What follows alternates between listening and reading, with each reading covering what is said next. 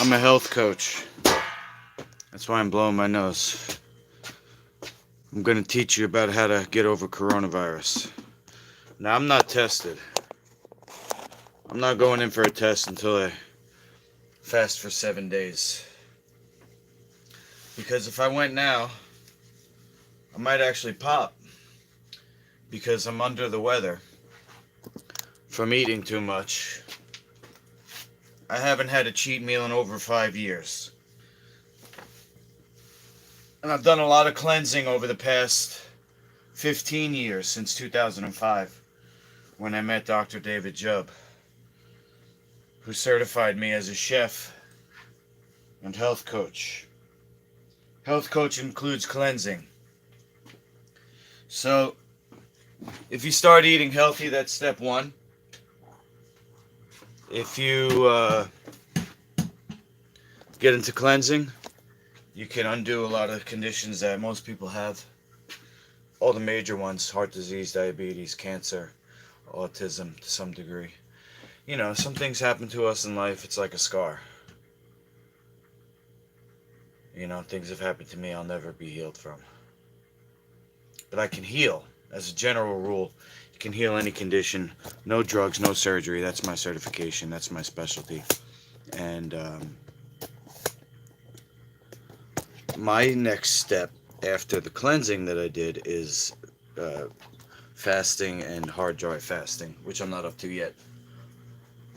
But today, you know, even though I've said this before, today's going to be my last meal.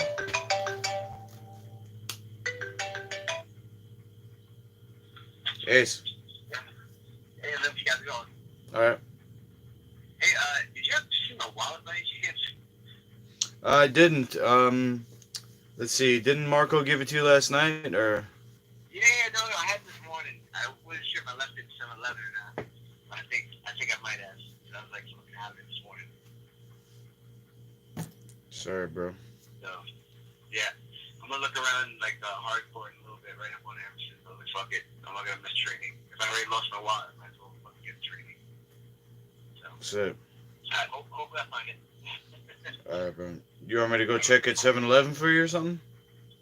I think Nasty is going over there, so Alright. so he'll go over like 15 minutes or so. Alright, good luck. Wait till he says. Hopefully it's there.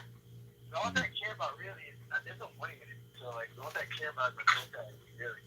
Like, everything else is a good place pretty easy. Right. That's it. Alright. Hopefully it's stupid. Like, oh, that's well. So, alright, bro, man. Have a good session. Yeah, we'll do, man. Alright, bro. Later, Later. That's the grappling coach at the gym. I just got paid $20 to train, basically. I was the training partner for one of his privates. So, I did go and get food, which I'll show you now. I'm going to have a kind of a long stream today because I decided to go full time. Close friend of mine said you should have a full-time job. Now, she could have meant you know, working for somebody else, collecting a paycheck, but I took it to mean I got to do what I'm going for, just full-time. So that's streaming. You gotta take these things, as Musashi said, take things as they are. So when somebody says something to me, like on yesterday's program, I got triggered. Somebody accused me of having a sugar addiction because I put maple syrup in my coffee. And I'll talk about that. I'll talk about the addiction. I'll talk about sugar because we got a lot of time today. There's 82% battery in my phone, but I'll plug that in right now and then I'll be able to go longer. I was gonna do 100% battery and then just see how long I could go before the battery conked out, and then I would basically have a time frame for future episodes once I get my SIM card for this phone on my next paycheck, or my next client who's gonna pay me this week. I'm gonna get a SIM card, so I don't need Wi-Fi. I could just stream wherever I'm at. So then I would know how long, I could be out basically with no charge. I'll do that soon. Here's my haul. So my last meal is going to be an official Master Luki brand commercial recipe, meaning I could sell it. So the pumpkin, the squash is for me to eat. That's not the recipe. The recipe is the dino cheese, and I'm going to package that in a wheel. That's coming up later. So that's my haul. I think the whole thing here was 20 bucks. 21 bucks. So not too shabby, right? I could turn that one wheel, I can sell that for 25 with a 20% family discount, a $20 wheel of cheese. It's I would say expensive for cheese, but that's not expensive for what you're getting. So, just for all you investors out there, Master Luki brand, keep an eye out. We're going to turn a profit. Now, people in my business, which is showbiz, they say any publicity is good publicity. That's why I read the angry texts from Janie. And that's why I kept her in my life, because I believed that she was going to help. Now, another thing that I'm known for is drinking pee. And when I got a nose surgery, the doctor did the wrong surgery. This was post-fighting. If you could see, now I'm looking straight here, and you could see my nose goes this way because it's broken up here. So if this was a straight line, this would go like this, which it kind of does actually. See, this is straight. This is my nose straight on. This is my head straight on. If you could see that. This is the nose straight on, head straight on.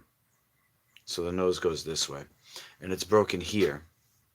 I got punted in a fight in the Ring of Combat against a guy named David Torelli. David Torelli was a Tiger Schulman's karate, champion, black belt, teacher, whatever.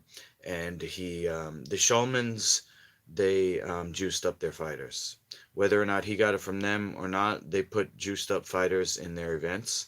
And we fought twice. The first one, he was juiced, but I hit him with a cross jab. So I went right hand, because I was orthodox back then. I went right hand, left straight, and the left straight broke his nose. It got broken so bad they had to stop the fight. So I guess I didn't go up to him, or I don't remember what it looked like, but I guess if it's broken so bad they have to stop the fight, it means that the bone is coming through the skin, maybe, I don't know. But we rematched, and he came in extra juiced, and he didn't make the weight. And I was just a young dumb kid. I think that was my third professional fight. I was like, fuck it, I just want to fight, So he came in overweight because of all the juice, much bigger than he was. And he won a decision on me, although I almost knocked him out, like out at the end of the fight. But he hung on for dear life. But at one point, he got on top of me, and as I was getting up, he stepped back and punted me in the fucking face, and he broke my nose. And then I also got my nose broken by Pete Drago Sell, because he was one of my major sparring partners. Pete Drago Sell, also UFC veteran. Because as iron sharpens iron, what they say in martial arts, one man sharpens another. So I was a better striker, he was a better grappler, but by me training with him, I got better at grappling, and by him training with me, he got better at striking. So as a major sparring partner, we had a lot of wars, and I probably gave him concussions, or at least subconcussive blows. He's punchy these days, and it's because of those, and also the damage that he was really wrecked in some fights. He had some brain injury. Anyway, he broke my nose, or re broke my nose. I could tell when it was broken because the blood was just coming out, coming out, coming out. Also, Josh Koscheck broke my nose when I fought him in Ring of Combat. Josh Koscheck was another UFC fighter.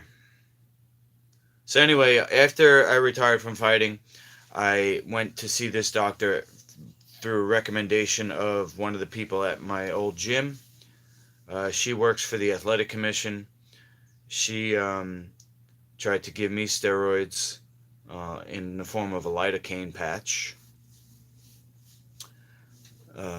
She also was quick to prescribe anti-inflammatories until I looked up. I didn't take them, not even one, but I looked up the side effects, and it actually makes you more vulnerable to injury. So I said, fuck that, I'm not doing it. I believe in natural healing. But she was nice enough, as a person. She always worked with me personally. We did some visualizations for fighting, sports psychology type stuff.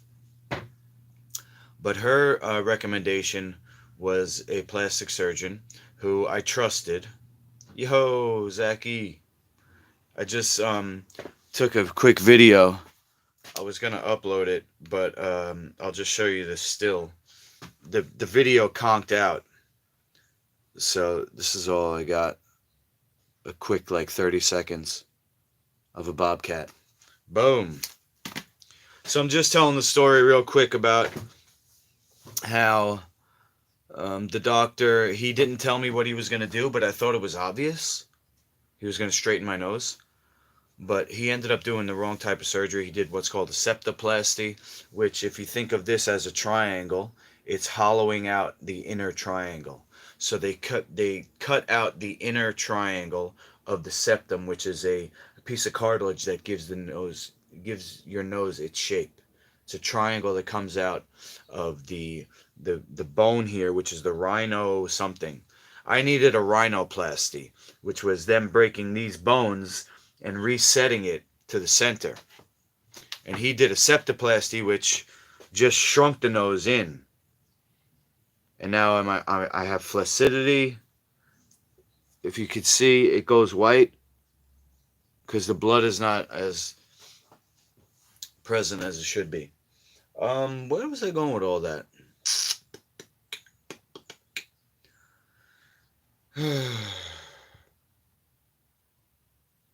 There was a reason. I'm on medical marijuana now because my Mason connection.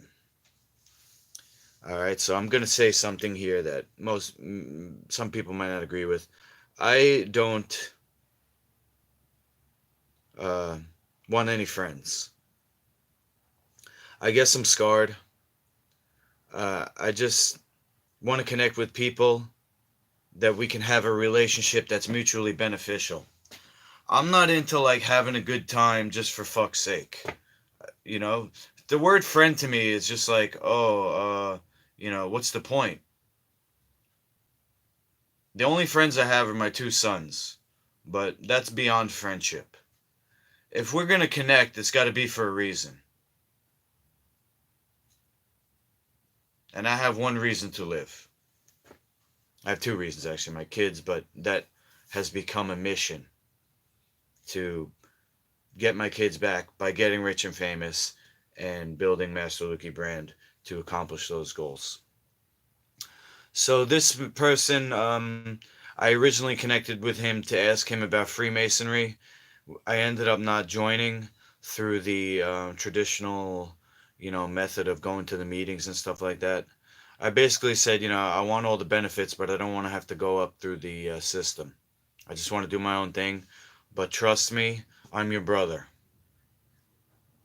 Under what you would call the Great Architect, or in the native tradition we call Great Spirit. The scientists are starting to discover and teach people about 0-point energy. It connects everything. And I don't believe there's an individual soul that each of us has. It's just our connection to Great Spirit. And when you die, your soul does not live forever. You join with the great cosmic consciousness. That's what you want to call it. Or God. I don't believe there's individual souls like, oh, we're going to go up and fly around in heaven and stuff like that. No. I think this life is all we have to be aware of, you know? And that gives it great importance and sacredness. And that's why, I feel like I'm very fortunate to just be able to connect with you. And this relationship right now is hopefully benefiting you as much as it is me, because that's why I do it. I do this because, you know, I want it to mean something. So, okay, so the first thing I was going to do is drink my pee. I'm not going to do that on camera. But I did want to do that on the stream because I don't give a fuck what anybody says about me being crazy, about me being schizophrenic, or having a sugar addiction, or drinking my own piss for health reasons. Oh, that's what it was. Because I also snort my piss. I snort it because when I had that surgery, this was very traumatized inside. And so I started to snort it because that is the most hydrating thing that you could drink. So that was hydrating my sinus cavities, and I still do it sometimes.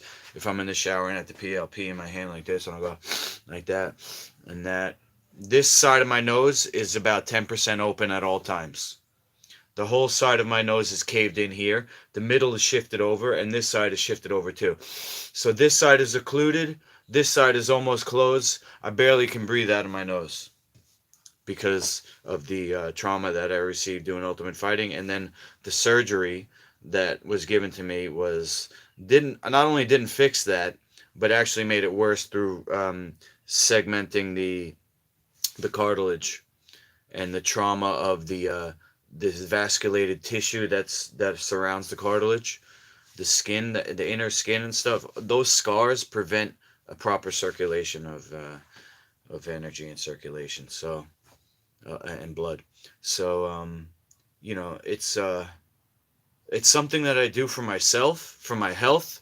I don't give a fuck what any doctor thinks because they don't fucking study nutrition, and they'll cut you and drug you down.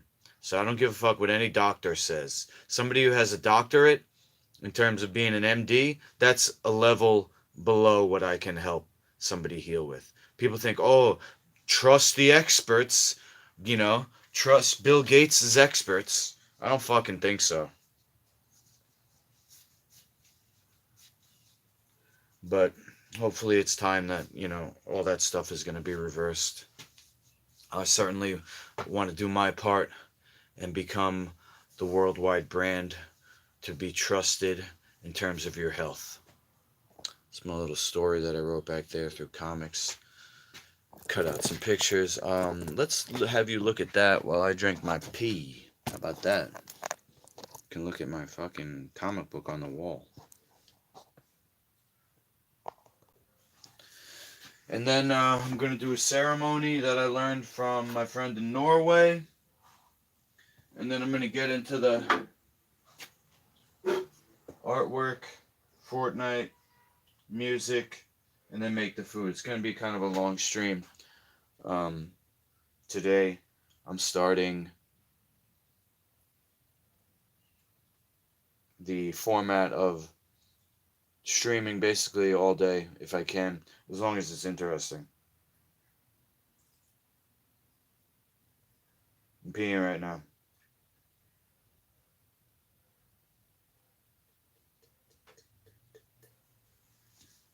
Okay.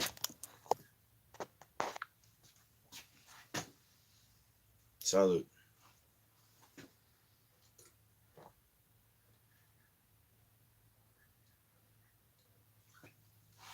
You know what? It's a special day. I'm gonna snort it too. Did it over the sink. So here's how I snort my pee. I don't do it with the dark colored one. I only do it with the light colored one because it kind of stings if it's dark. Do like this. Pour it in my hand. Put it up to my nose.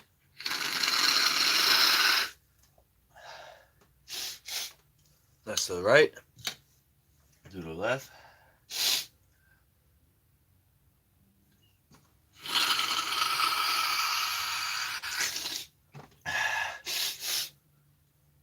So I use the side of my hand to push the other nostril closed and then put it up like that. Do the right again because I got some more. Left.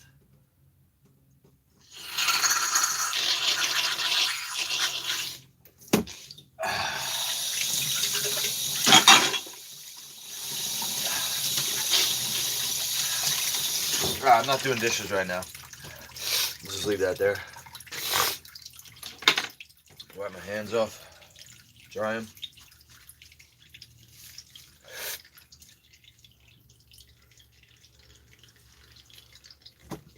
Ribbit. Ribbit.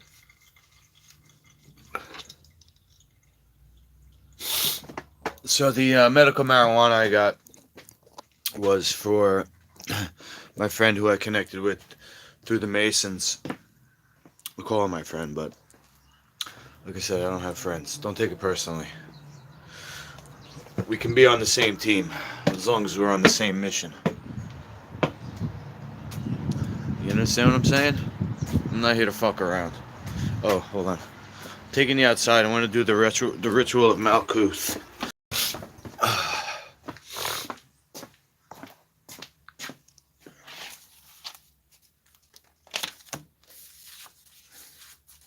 I'm gonna put this up.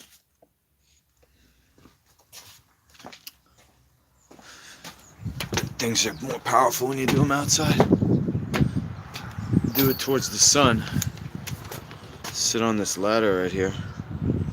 Actually, wait, I got a stool. Grab this.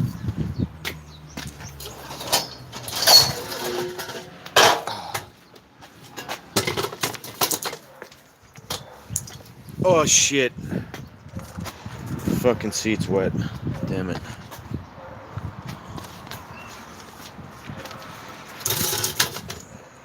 Let's just sit on the ladder.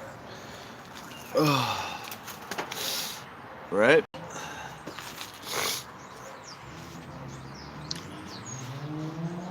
Beautiful day, beautiful day. So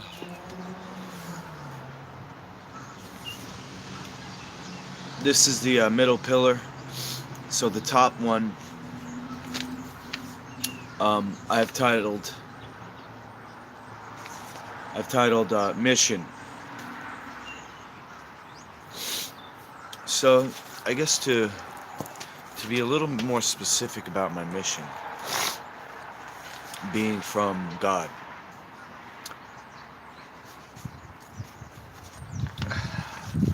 So I'm just gonna skip all the religions. We're gonna come to Native American, because that's the closest one to actual reality and science. Native American calls it Great Spirit. So, in terms of my mission being from God, it's like, imagine an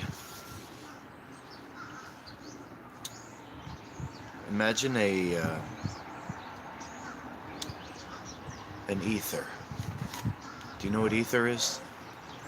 Imagine the whole world's underwater, except you can't see it. The ether is just through everything. Why does a cactus grow in the desert?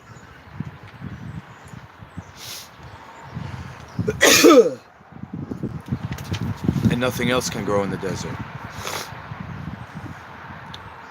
The environment dictates the expression.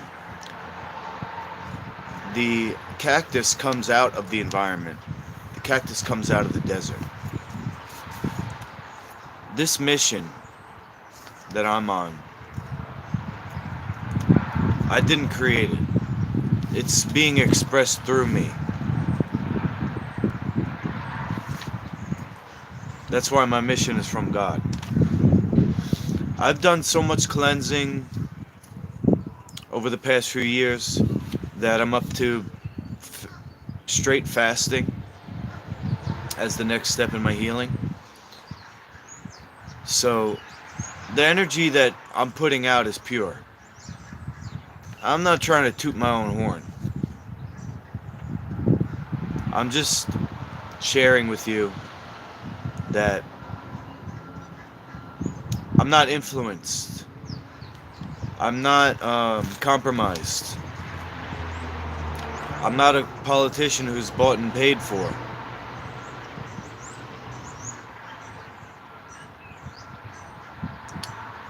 This mission is coming through me, and it's called Master Lukey. That's number 2. Master Lukey. So I won't go into too much detail about this part, but it's me speaking. It's my voice. It's my ideas. You know, I'll call them my ideas because they're coming out of me. It's involving health, safety, in martial arts and nutrition, and even things like music. Because if you listen to music today, the artists are all funded to rap about a certain lifestyle that's profitable to pharmaceutical companies and alcohol and um, fashion companies, high-end fashion companies. They teach these. They only promote these rappers and artists who are rapping about certain things. Anyway, everything is connected in my mission. It's all one. So this logo, you have the music, you have the food, you have the martial arts, you have the apparel, you have the um, social media, you have the social events, you have the fighting in the middle. There's a spa, you know, for skin treatments and stuff like that, massages and injuries, and and that's also healing disease. So it's a worldwide brand, and that goes into the idea of that everything is connected, that uh, people who are in different countries can come under the Master Luki brand, and because I've distilled it down to the bare minimum in myself and in my brand, the recipes are very small ingredients list. They're from a very small ingredients list. So that enables my brand to be more general, more mainstream. It's not like, oh, Johnny can't have dairy. You know, I'm gluten free. I'm vegetarian. Master Luki brand fits into all of that. Also, the food, the ingredients that I use, I only use ingredients that are healthy to grow for the environment. So cattle farming's out. Sorry. Bananas are out. Sorry. You know? What else? Soy. There's a whole list, but let's just keep it simple for right now. It's called Life Food Certified. The research was done by Dr. David Jubb into the field of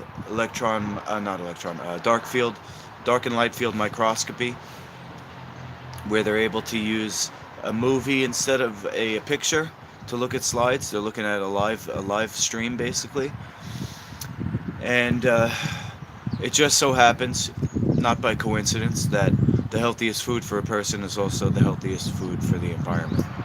So that's called life food agrarianism. I'm not super educated on that or trained in it because there's people like in more rural areas that are into that. I'm more in the branding for the mainstream. And that goes into the next part, which is family. Okay. Middle pillar, family, obviously very important. That we all are connected. We're a team.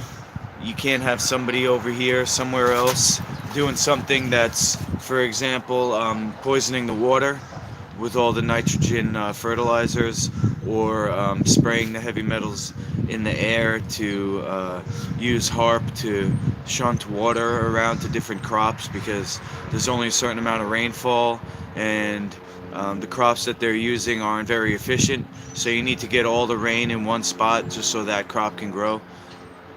You know, like corn and fucking wheat and soy and all that shit. That stuff that they grow in America completely destroyed the soil. People shouldn't be allowed to do that. Once my brand is worldwide, I'm going to run for office, public office, and make, if it's not by then, I'm going to make the manufacture of junk food illegal. You can't be polluting the earth. You can't be polluting people with your junk food and drugs, because they're a part of the environment. And people go crazy on sugar, they hurt each other, and alcohol, and that's not right. We all have to jump on board the same ship. That's the only way we're going to be able to make this trip. There is an economic, an environmental catastrophe, and it's all connected. So, family, as far as the worldwide family, um, I'm going to also be romancing different women to make my brand more attractive. Because the biggest market on the internet is women shopping. If you didn't know that, it's more profitable than porn. More women are shopping than guys are watching porn. And online shopping is the biggest industry. The biggest section of online shopping is women. So I have to sell to them. That's my target market. They're shopping for their families, they're shopping for themselves, you know, and they're shopping for everybody. So I have everything. Anything that you need in my facility, from a facility, I can have. Okay, so we have the spearhead, which is the MMA. I have to fight everybody to get in the public eye. Okay, so that's an arena. If this is a facility, and each one of these circles is a section, okay, it could be like a castle, it could actually be this shape, it could be a different shape, it could be connected buildings, but everybody is going to get to this through the MMA. Okay, so to spin off of that, let's see, I have this inside. Let me go inside. Oh!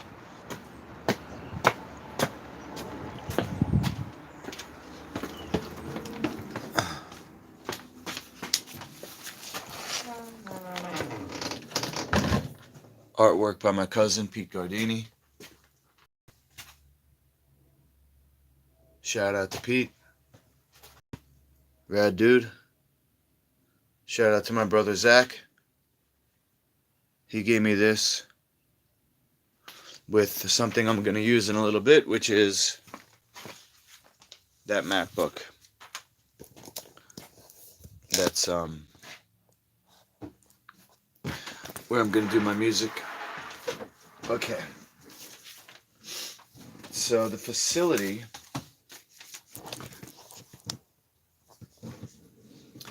we have the arena. Okay, we have the living quarters.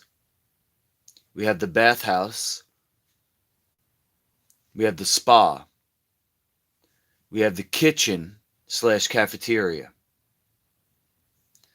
We have the advertising / marketing / market.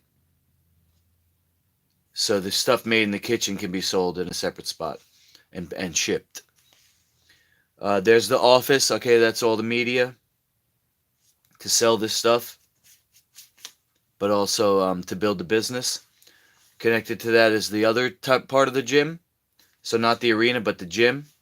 And then connected to the gym and the lounge is the living quarters is the lounge. So, and there's probably going to be a bridge over the top, so you can go from the kitchen to the lounge. You can go from anywhere to anywhere, like over the top of this. You know, if it was an actual, building.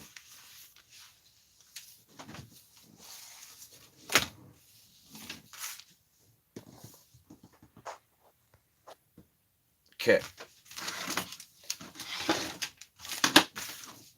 So what I'm going to do now.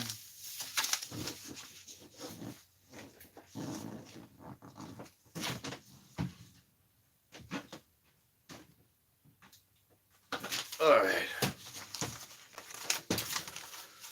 What I'm going to do now is make this into a sturdy. Let's see what I got here.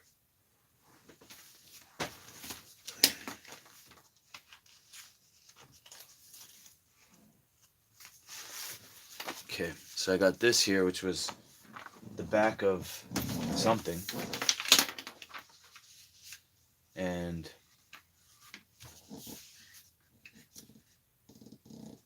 should I glue this or tape this? I think I'll do tape just to keep it simple.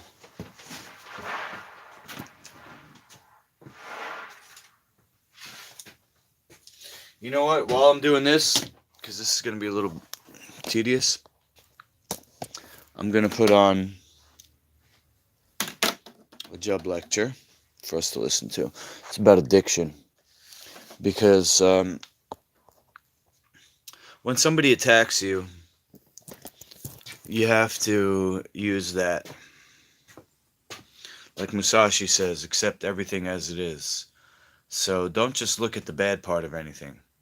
If somebody attacks you, there's a goodness in there.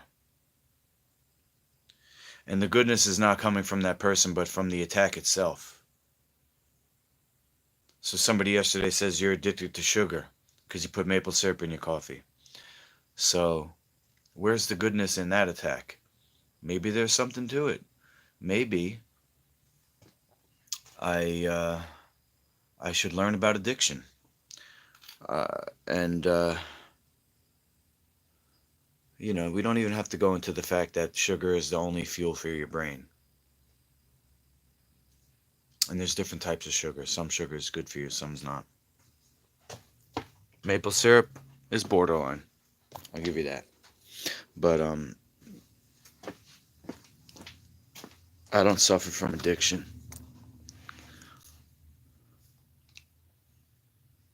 You know why?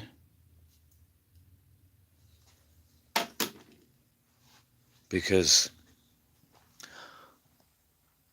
I know that anything can be healed naturally. Way that we view the world, and let's put this at the end.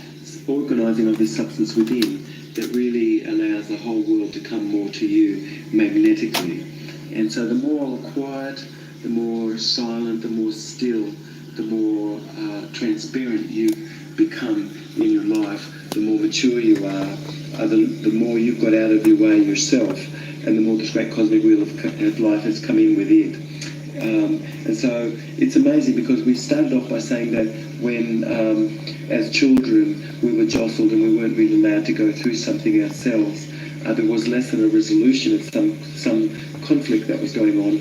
And as a result of that less than a resolution, that conflict can have remained, and it can have been a trauma reenactment syndrome continuously being reenacted as people controlled others and did all sorts of things and lived in projection and then had to wash their energy field as a result of this. Because we wear ourselves out when we're angry and we're frustrated. It takes a lot of energy, and at the end of it, people can have felt exhausted. We can have exhausted ourselves just mentally, and then certainly even eating can occupy enormous amounts of energy. So if we eliminate those two things much more, if we have this as a greater science, you'd be surprised how little and how well you feel without really requiring anything at all. So you can start to have a psychological blindness for something which you less than care about. it's amazing because after viewing these programs, people have come up to me and they've said, you know something, I really got this most amazing change as a result of watching the show. And I want you to know that it was incredible because there were other shows that I've really watched, but it was amazing how you were communicating more to this other conscious level and embedding commands to me while I was listening. I think that, well, Jesus, that's really very amazing. It was amazing because after hearing the show, I did hear some points and they were really amazing, and I felt amazing at the end of it. That's what we really love. I really love to hear that from you, that you got up from your chair and you felt really great at the end of the show, and that I did keep you on the edge of your seat as we did talk a little bit about these things. We got to the very bottom of things, because this information might not necessarily be the kind of information that is shared in other places.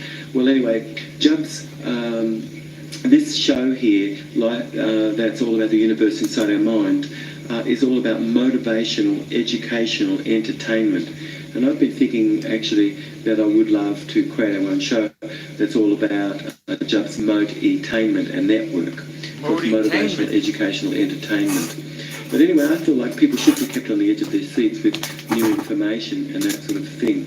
Anyway, it is amazing that at Stanford University, they've been doing some studies with the CAT scans and things, and electromagnetic resonance imaging and blood flow studies and things. But the electromagnetic imaging resonance studies that Yeah, the disc is really scratched. I might have to asked to people, they've given them a moral question like, if you could save 5 people, but one person had to die, you know, and this sort of thing, and people had to struggle with the answer. It was amazing the very brain structures that actually they've started to discover more are being involved when people are sensing things more morally and making decisions.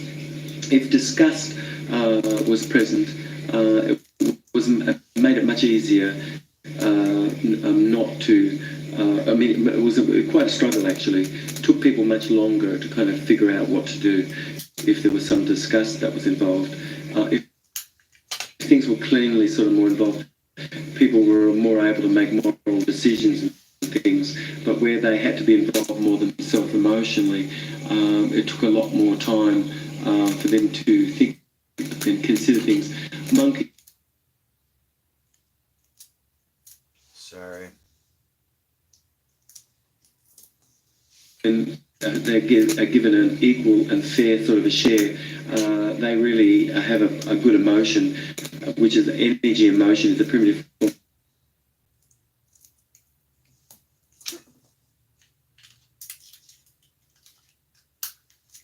But it's amazing that when monkeys were fed at a certain time and they were only fed upon all of them gathering, they all learned to gather. But one day when a couple of monkeys just didn't gather and they continued to play, they left and they made all the other monkeys wait. The next morning, the other monkeys were really cross at the monkeys that made the rest of the group wait. So we all have a sense of a feeling of a fairness, and we love to be fair, and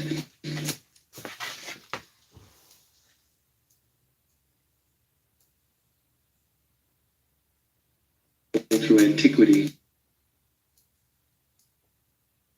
Actually, I don't think I need this.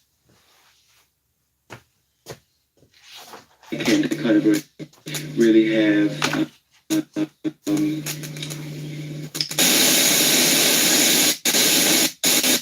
Alright, that's enough of that.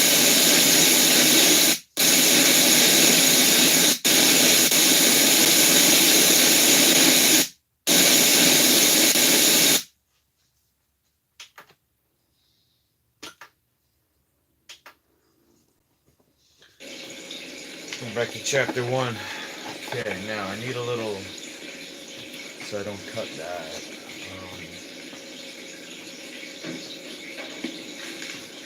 Really just do it like this.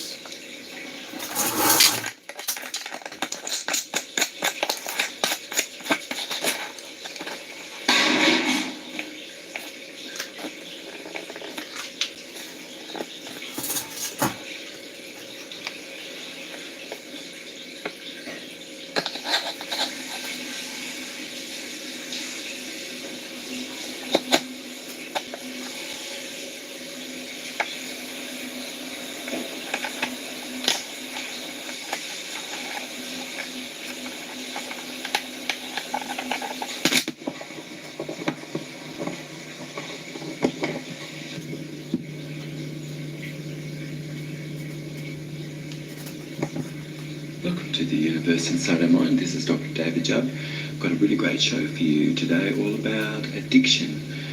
It's amazing because we're going to talk a little bit about the anatomy of addiction and how does this all sort of get started, and what is there such a thing as an addict, and is there such a thing as sort of an addictive substance, and what is a drug?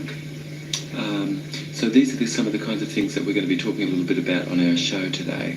But it's amazing because you kind of heard the crinkling of a chip bag in the mind, and then you can hear a chip bag opening up, and you can hear somebody munching and crunching on the chips, and then they could be making some sounds which sounds like actually they're really salivating a little bit as they're munching, and the stimulus of these sorts of things kind of triggered one's mouth to start to have watered, and even for someone to have felt like, oh gee, I should reach for a bag of those things.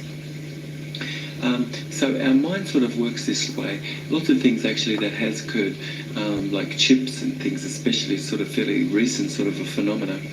Lots of other sorts of things are sort of phenomena which have jumped this sort of reward circuitry of the brain.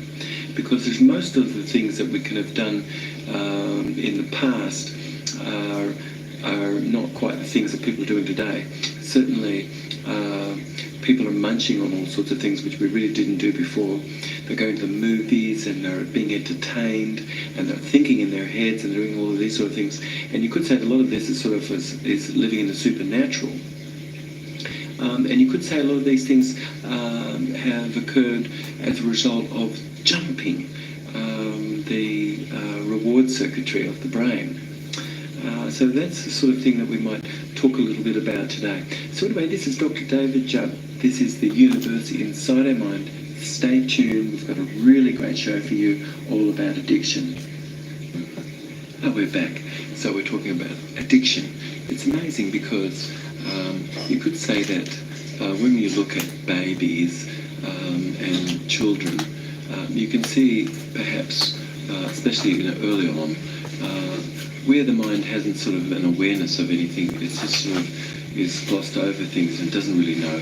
And when you have a taste of something, then your brain got a little reward, and then there's areas of the brain that are triggered, and dopamine, which is a substance which you might have heard about. Looking dopamine. for a You've heard about dopamine and Parkinson's. sticky plastic thing. Hold on. Dopamine Take it with me. is a neurotransmitter or a chemical which fits It's basically a giant piece of tape that I have somewhere. That's gonna gloss over that. I think it's in my desk, but let me just check here first real quick. Stimulate dopamine to be being released. Dopamine, that's what it is. And then serotonin, which lots of the mood elevating drugs are serotonin.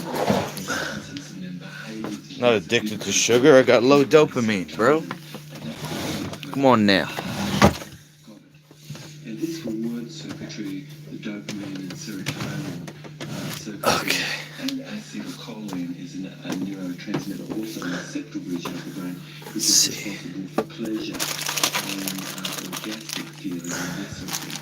So, when we Autograph look at pictures. natural, just happiness. Oh, no, that's my son. And it's for the sake of itself, it's not for the sake of anything really. But little by little as adults we learn that we can have got a reward from something, and the brain likes to get that reward. And you could say that jumping this reward circuitry of the brain is what this show is a little about. And I must apologise because we're only going to go into all the letters Janie wrote when she was in jail. Some more shows just about this addiction. So various things so far. What we've said is we can have done. We've got a taste, and the brain got a reward. That could have been a behaviour. Could have been a substance. I got another letter from you saying that I don't like kissing you. Stop making shit up. You know I love kissing you. Look at that kissing video. You're hot.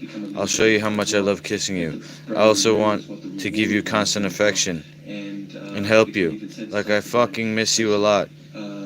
Damn. Whatever that was. Oh. And this is the path of addiction. addiction. Oh. We're going to talk a little bit about, is there such a thing as an addict? I might have used. Oh no, there it is. But there's no such thing as an addict. There's no such thing as an idiot. There is idiotic behaviour, but there is no such thing as an idiot. There is idiotic behaviour.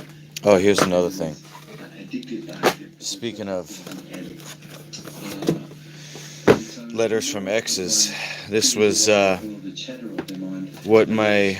chemical substances. Nope, things never mind. That are needed to run the body and this sort of thing. But you could say that drugs I have a whole book of a diary that tax the body so much my ex-wife wrote me when I was on The Ultimate Fighter. the art of painting, which really is the chemicals within the body, the chemistry of the body, less than can have been kept as pristine as what it I can. think I still have it. I might have thrown it out. I don't Things, know. Excuse me. body's ability to clear Just toxins putting this and stuff away, and then I'll finish this artwork here. and the whole body Then we can move on. as well as what it can. And so far we talk about dopamine. Dopamine is what people feel motivated. Okay. You know, like you've got it. Now, some people can be really have a lot of dopamine, but not much serotonin. Let me go back a little bit These here. are type A types of people.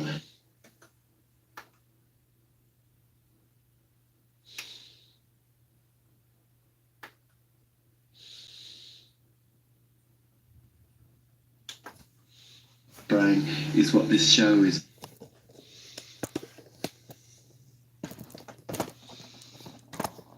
What happened?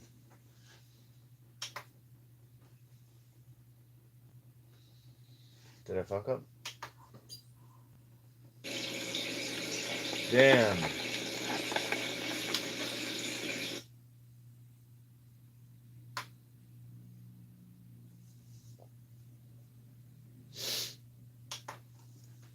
Sort of an addictive substance, and what is a drug? So these are some of the kinds of things that we're going to be talking a little bit about on our show today. But it's amazing because you kind of heard the crinkling of a chip bag in the mind, and then you can hear a chip bag opening up, and you can hear somebody munching and crunching on the chips. And then they could be making some sounds which sounds like actually they're really salivating a little bit as they're munching. And the stimulus of these sorts of things can have triggered one's mouth to start to have watered, and even for someone to have felt like, oh gee, I should reach for a bag of those things. So our mind sort of works this way. Lots of things actually that has occurred, like chips and things, especially sort of fairly recent sort of a phenomena. Lots of other sorts of things are sort of phenomena which have jumped this sort of reward circuitry of the brain. Because there's most of the things that we can have done in the past are not quite the things that people are doing today. Certainly, people are munching on all sorts of things which we really didn't do before. They're going to the movies and they're being entertained and they're thinking in their heads and doing all of these sort of things. And you could say that a lot of this is sort of is living in the supernatural. And you could say a lot of these things have occurred as a result of This thing likes jumping, to fucking jump up and catch and reward ruin everything, circuitry so of the brain. you better tape it down. So that's the sort of thing that we might talk a little bit about today. So anyway, this is Dr. David Judd. This is the universe inside our mind.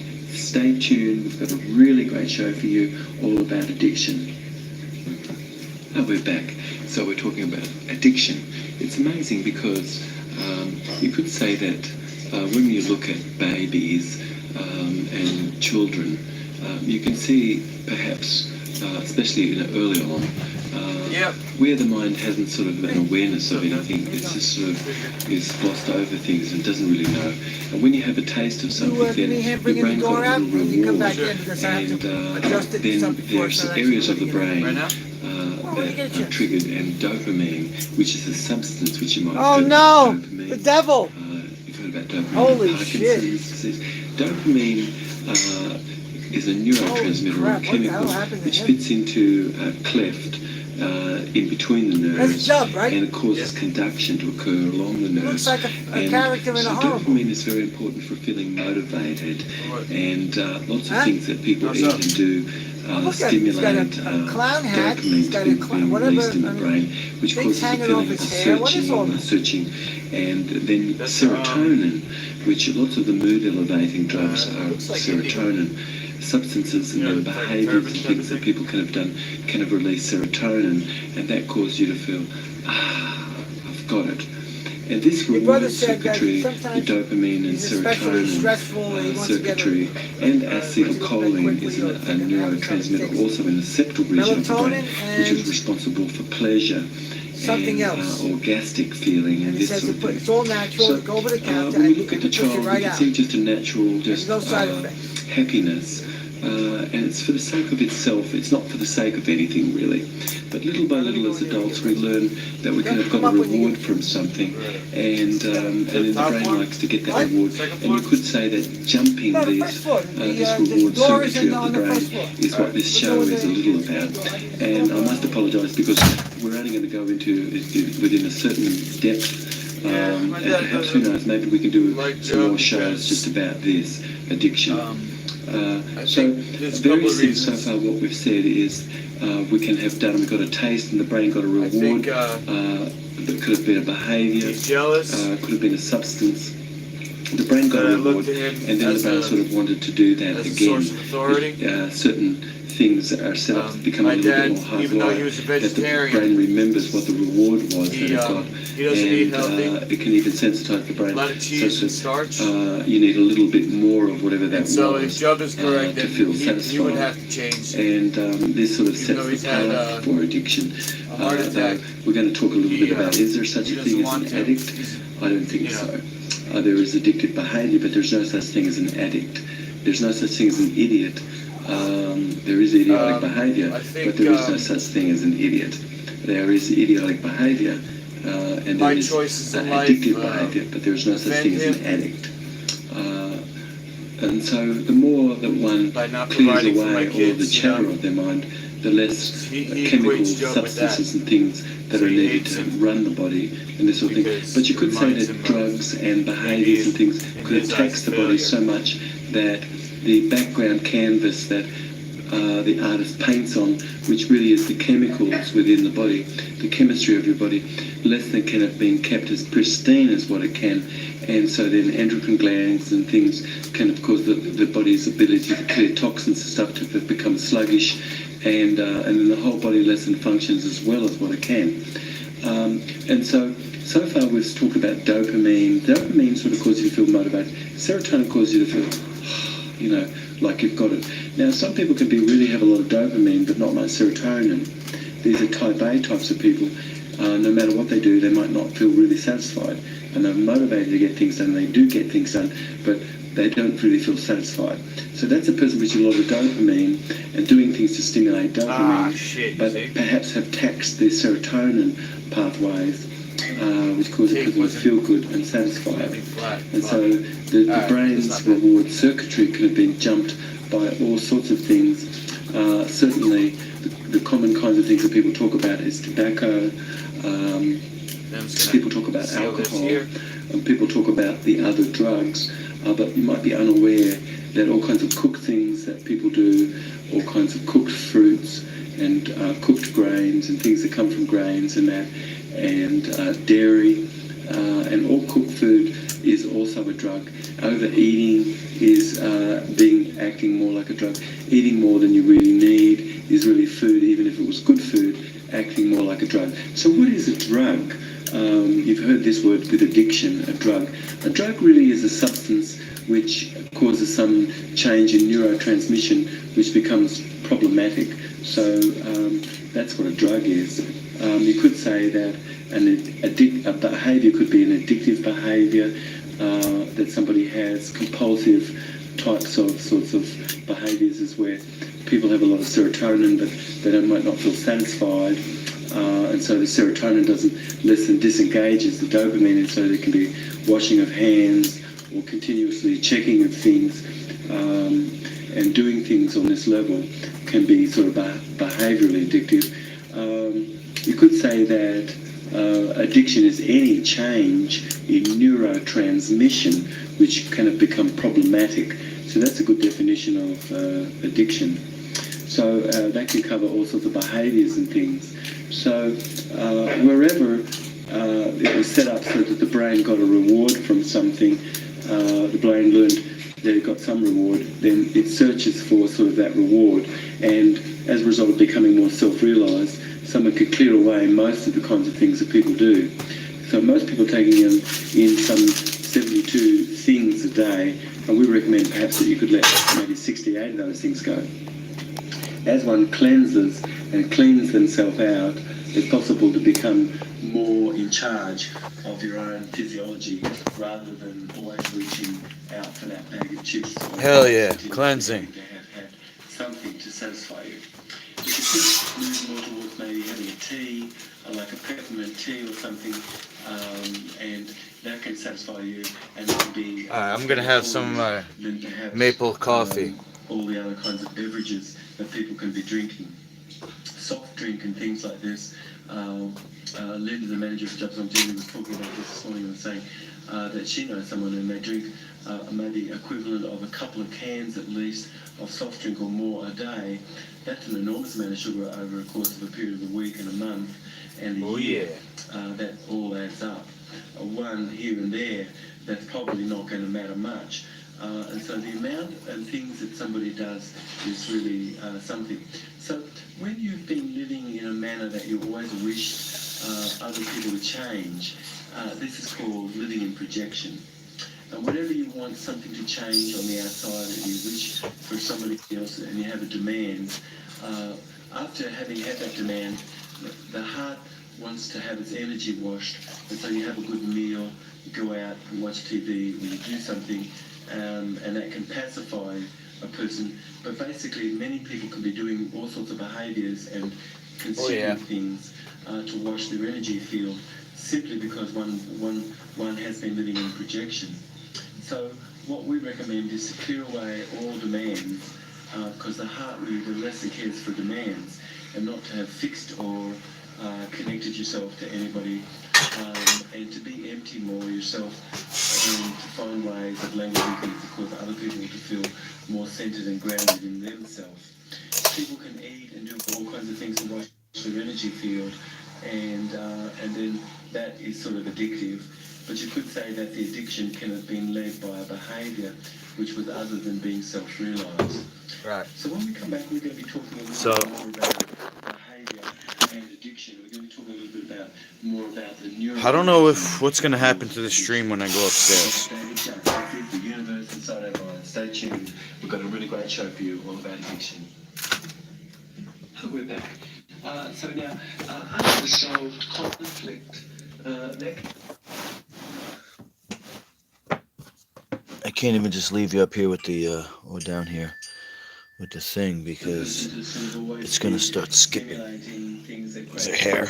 So the person feels eating late at night before sleep, and this sort of thing causes serotonin to cross the blood-brain barrier.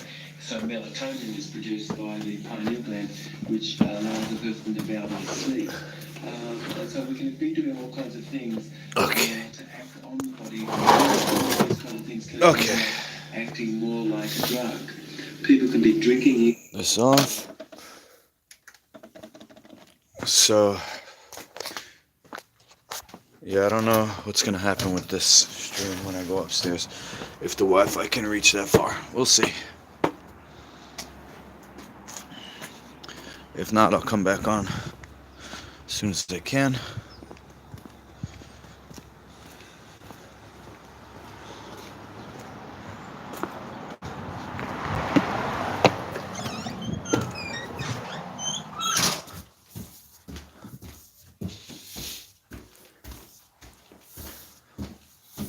Oh, wrong one.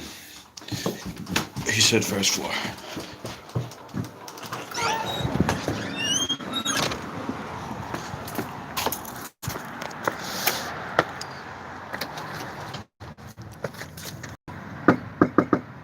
Oh.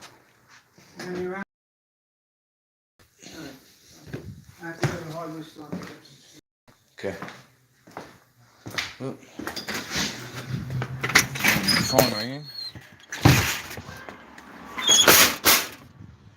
I can hear somebody.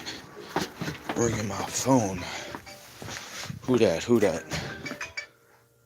Oh, shit. Who just called me? Mark Espinette. Shit. It's my new Sunday morning client. Alright. Turn this light off. I'm gonna leave this out here.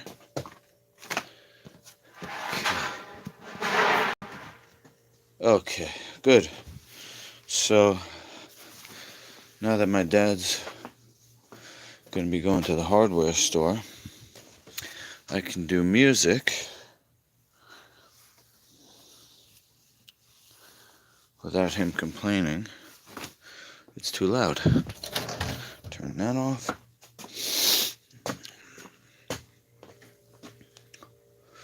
Small little studio. Coffee here.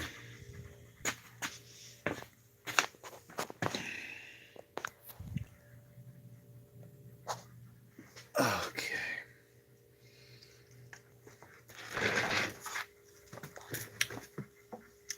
Now,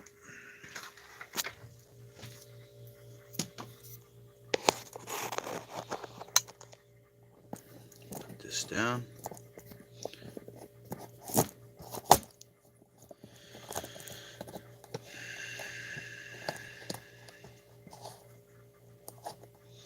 Put this down.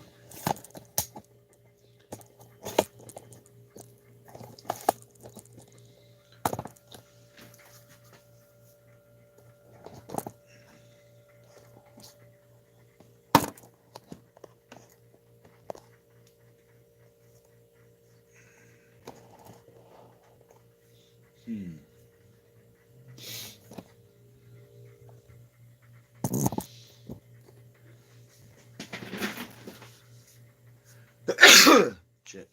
I gotta go down one more. This is as low as it goes.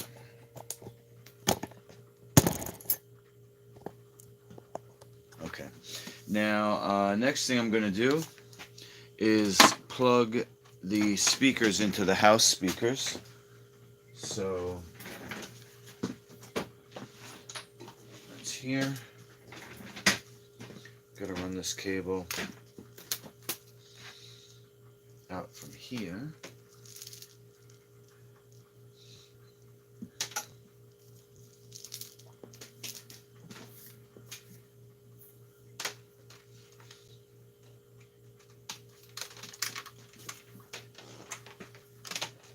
Okay.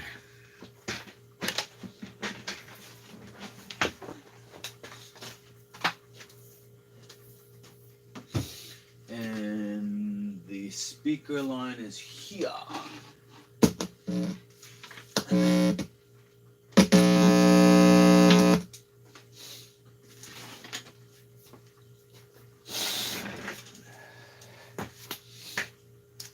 Okay.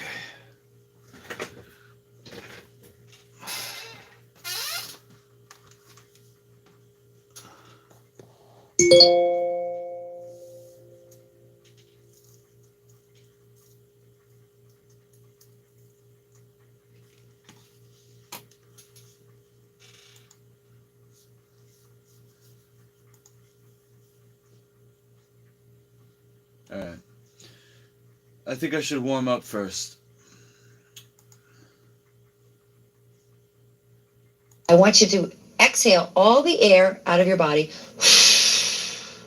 And I want you to breathe in through the nose for 8 counts. And as you breathe in for 8 counts, I want you to expand your Around rib a cage. bunch. If you finish Can't wait for the breathing podcast in next weekend. before Yeah, 8, buddy. I don't want you to be tempted to take the rest of the counts up here. I just want you to expand to the count of 8 in your rib cage. I'm through the learning how to nose. do vocal fry. It's After a kind that, of singing that I want you it's used to in hold for 4 beats. modern Now, rock and metal. I don't want you and, to, you know, like the new genre of music that hold I'm your breath. creating. I It's want you called to like suspend, Gent like trap. you're a balloon in the Macy's parade. DGENT. Okay? Just for 4 trap. counts. Then I want you to open up your jaw and I want you to exhale for 4 counts, letting your belly sink, and then exhale the other 4 counts and let your rib cage sink. Okay? Now we're going to wrap that around 3 times. Okay? So exhale and breathe in through the nose, expand the rib cage. 1, 2, 3, 4, 5, 6, 7, 8. Hold 1, 2, 3, 4. Leave your rib cage out. Exhale, open your jaw. And now the rib cage down. And do it all again. Breathe in. 1, 2, 3, 4, 5, 6, 7, 8. Hold 1, 2, 3, 4. Open your mouth and exhale. 1, 2, 3, 4. Rib cage down. 1, 2, 3, 4. Breathe in. 2, 3, 4, 5, 6, 7, 8. Hold 1, 2, 3, 4. Open your mouth. Exhale from the diaphragm. 1, 2, 3, 4. And in the rib cage. 1, 2. Let it all out. That was terrific. Very good. Part 2 of these exercises. It's the same exact. I'm gonna do the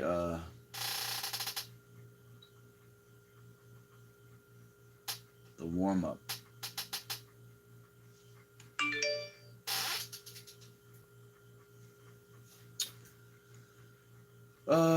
Where's my downloads? Hello.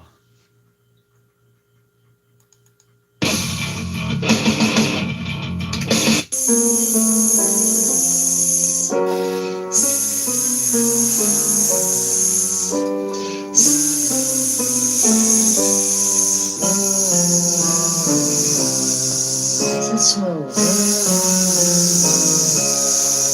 One more. Very good. I'm going to do the same sound but different notes. These are the notes.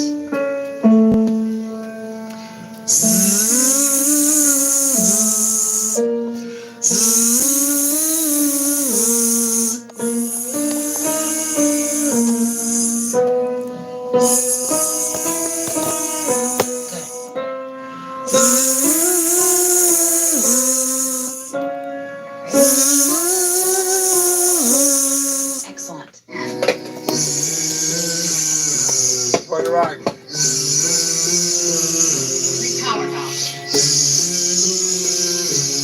The next exercise is called the French doorbell. I'm going to make 3 sounds, and they're pretty ugly. The first sound is the sound of a buzzer, but I call it the French doorbell because in French, there's 2 letters, I and N, that sound like eh.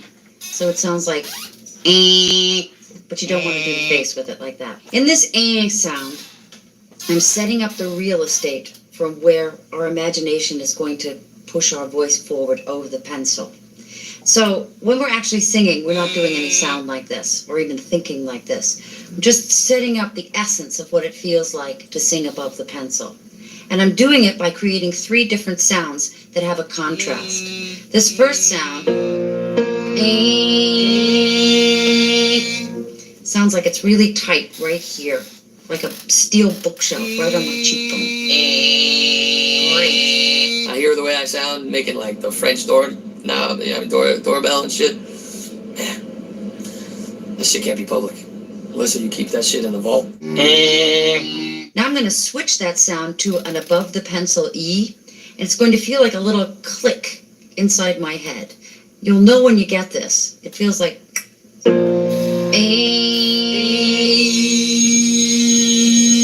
Now there's a third sound to this exercise.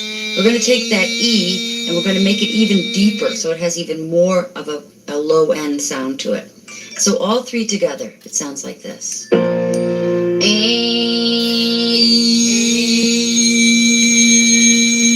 do it again.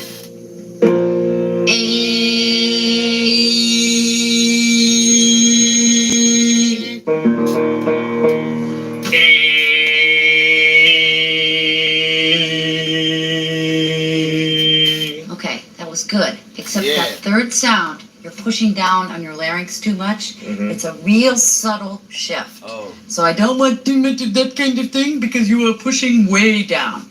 In other words, that actually hurts you. Okay. Because that's just as bad as like raising up. You know, it hurts. So we're gonna go not don't overdo that. Okay? Less caricature. It's an inside job. Ready? Perfect.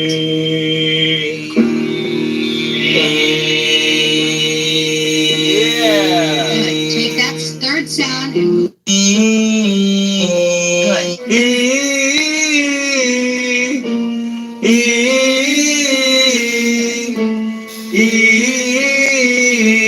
Now I'm going to take that same sound and do these notes on one breath.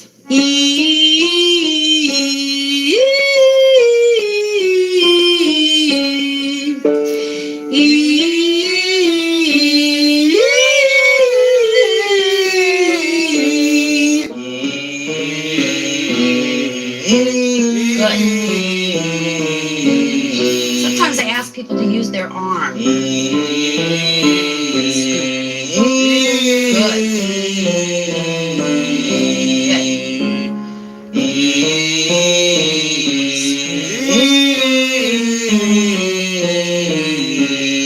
Scoop up your arm like that when you do it. So I want do that. Do that.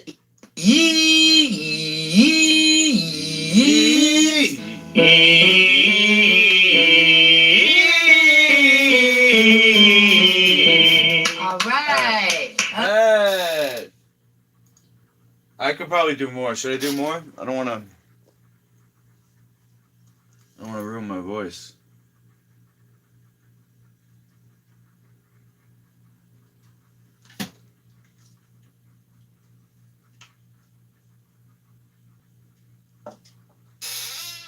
All right, I'll do more. Okay.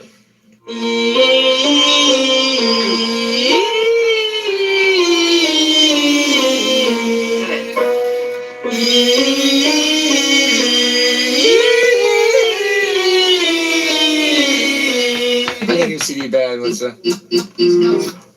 So I make this.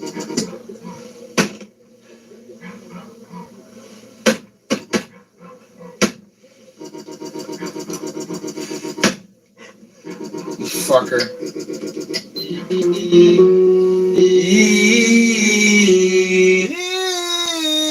So I'm going to take this note and I'm going to do me-gi, like I'm chanting on top of a mountain. Me-gi. Right? And then I'm going to add to that a little, by the way, in strapless bra or rotunda if you're a guy. And I'm going to keep all the notes exactly the same. I think I got it. Exactly. Good.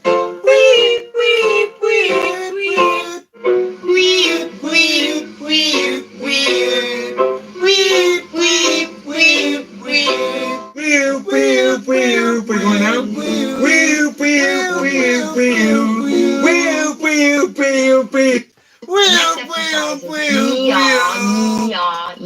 Now the top note above. Yeah. I love that one. Flat tongue. Yeah. Tongue flat. Chill out. Open mouth all the way.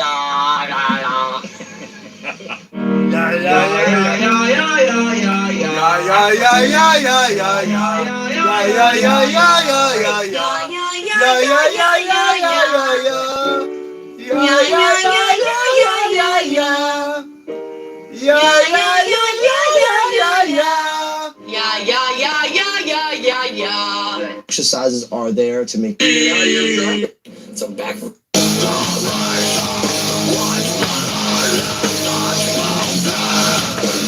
So what does it sound like now? All right. I'm gonna play you my song. So I'll play the original first.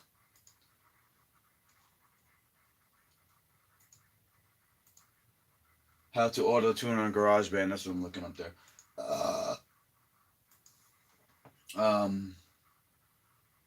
It's called "What Happened" by The Strokes. This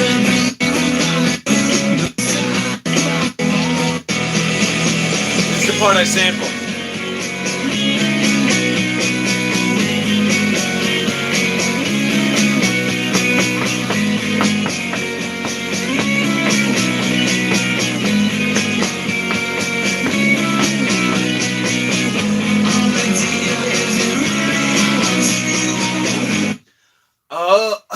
Oh dear, is it really all true? Oh dear, is it really all true? So I sampled that and I lowered it. Really all true? Oh dear, is it really all true? Oh dear, is it really all true?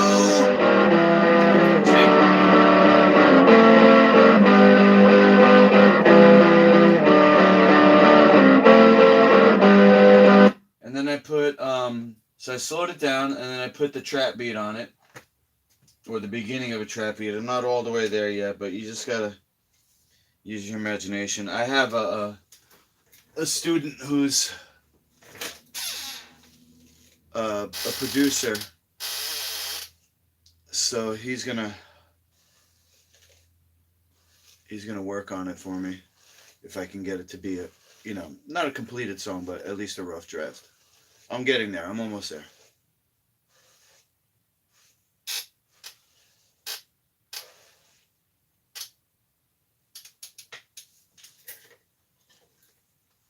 So here's the song without the singing.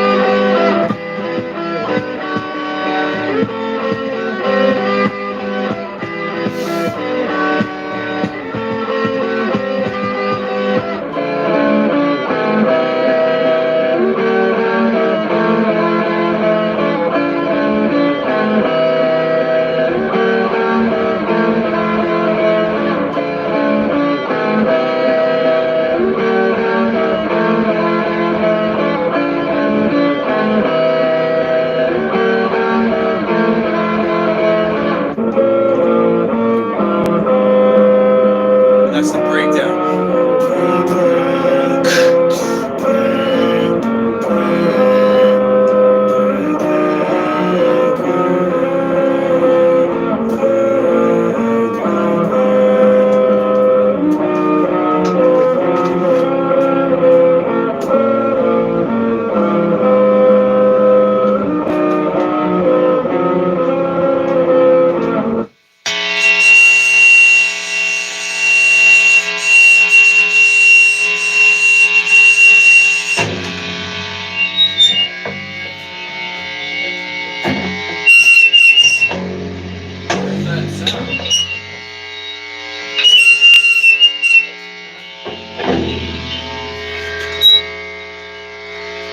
Why are you squeaking, bitch?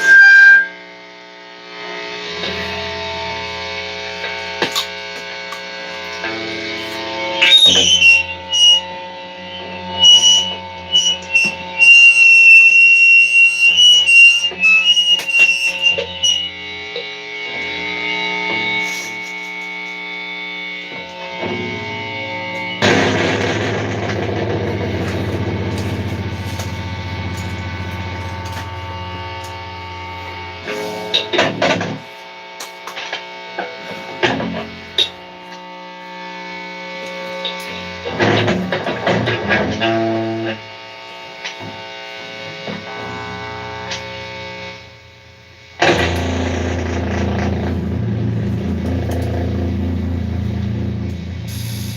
me just tune this.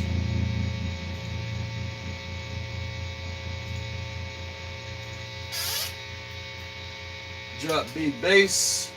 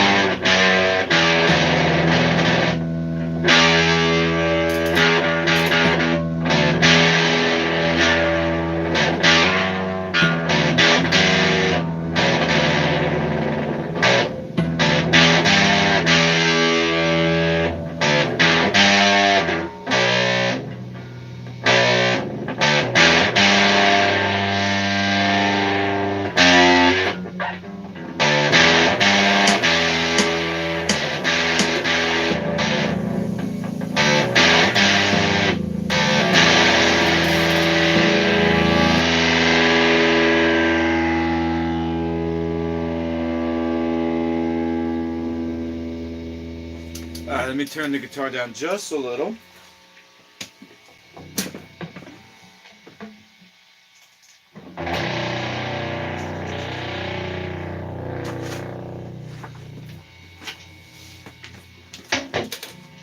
And then play this again.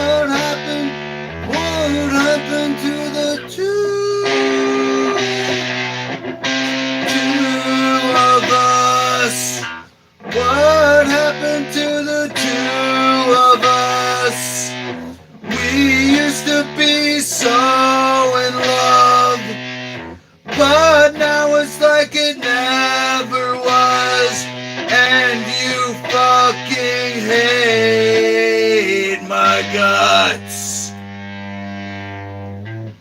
What happened to the two of us? We used to be so in love, but now it's like it never was. And you freaking hate my guts.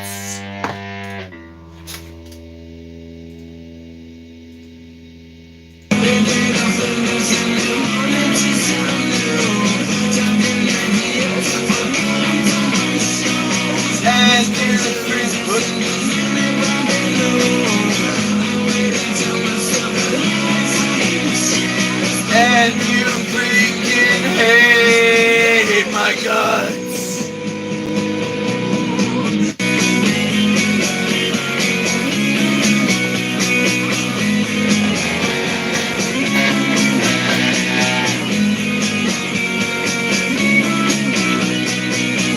What happened to the two of us? We used to be so in love, but now it's like it never was. And you freaking hate my guts.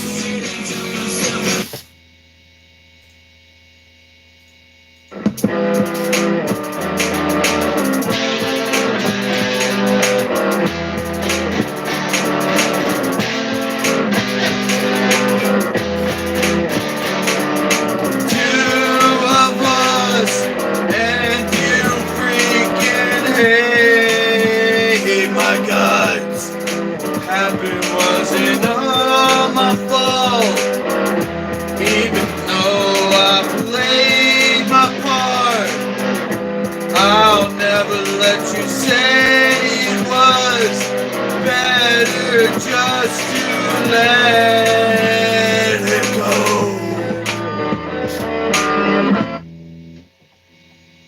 Alright, so I'm gonna plug in the mic now and record this, just the guitar, right?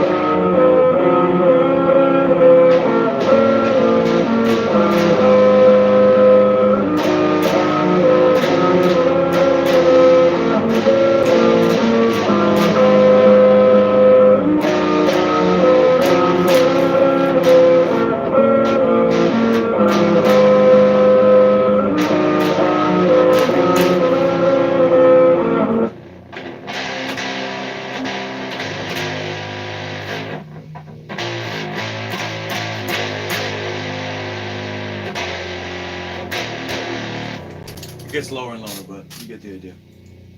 I'm gonna record the beginning first. It's this.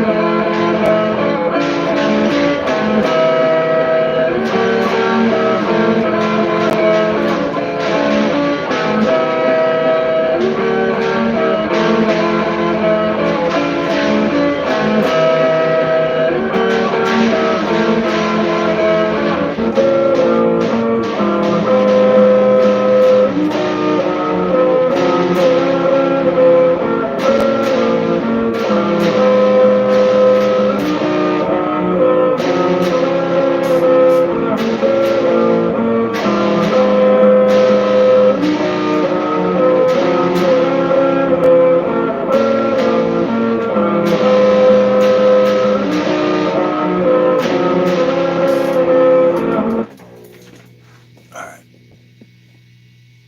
So, what I'm gonna do,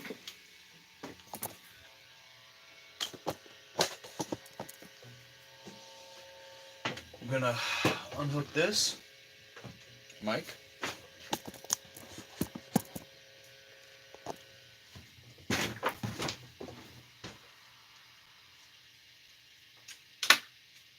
Unscrew it.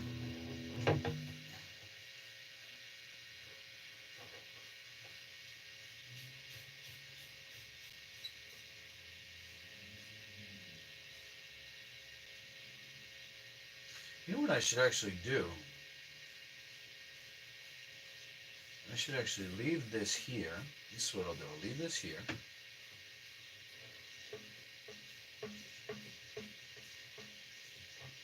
Tighten this up.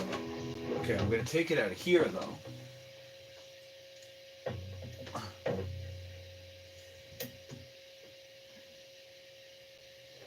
Okay. Take this out. Now I got the mic. And I'm going to put this over here.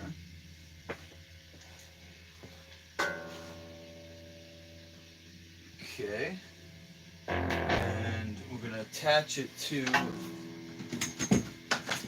this.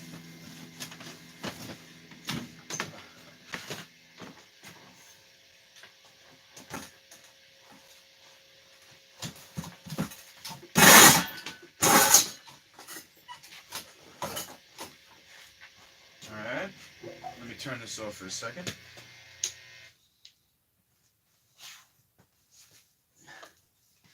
Okay, the other issue is that now I have to go to the bathroom. Number two. It won't take a long time, but let me put something else up here while I'm in there for 2 minutes.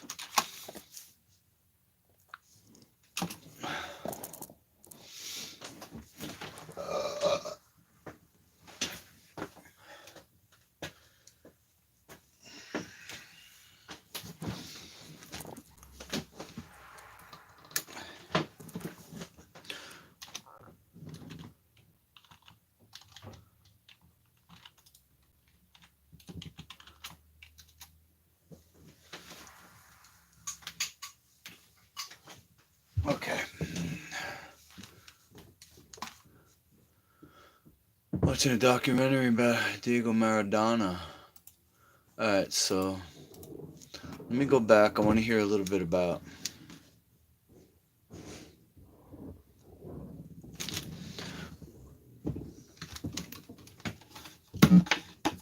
oh shit.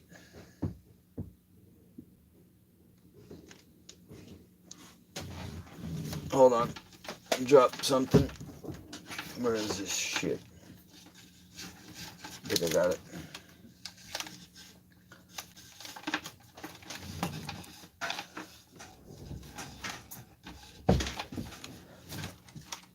It's the cord for the speaker. Fuck. I gotta go under. Hold on. There it is. Okay. So it's that cord right there.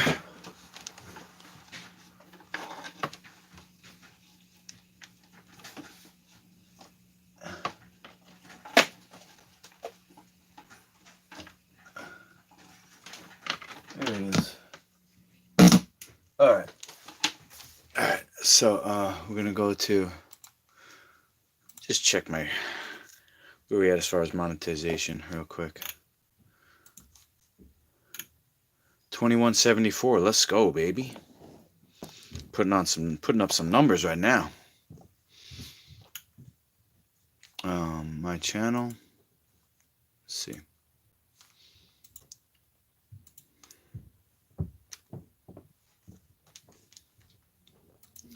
Videos. Alright, we're gonna go. Oh, you know what I wanted to put up? I wanted to actually put up a part of What the Health. So on my Twitter here, I know that I have. Let's see here. No. Here we go. Susan Humphreys, what the hell? Oh, Susan Humphreys, okay. Warm as fuck today. No, there's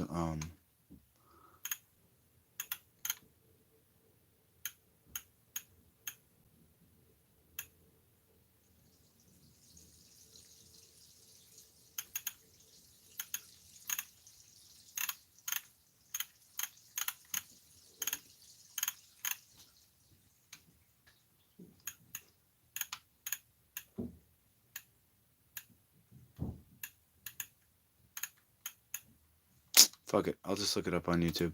Maybe I passed it. It's called What the Health Documentary.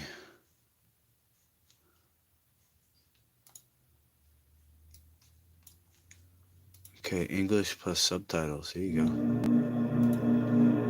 Now, there's one part I wanted to find where he's talking about sugar.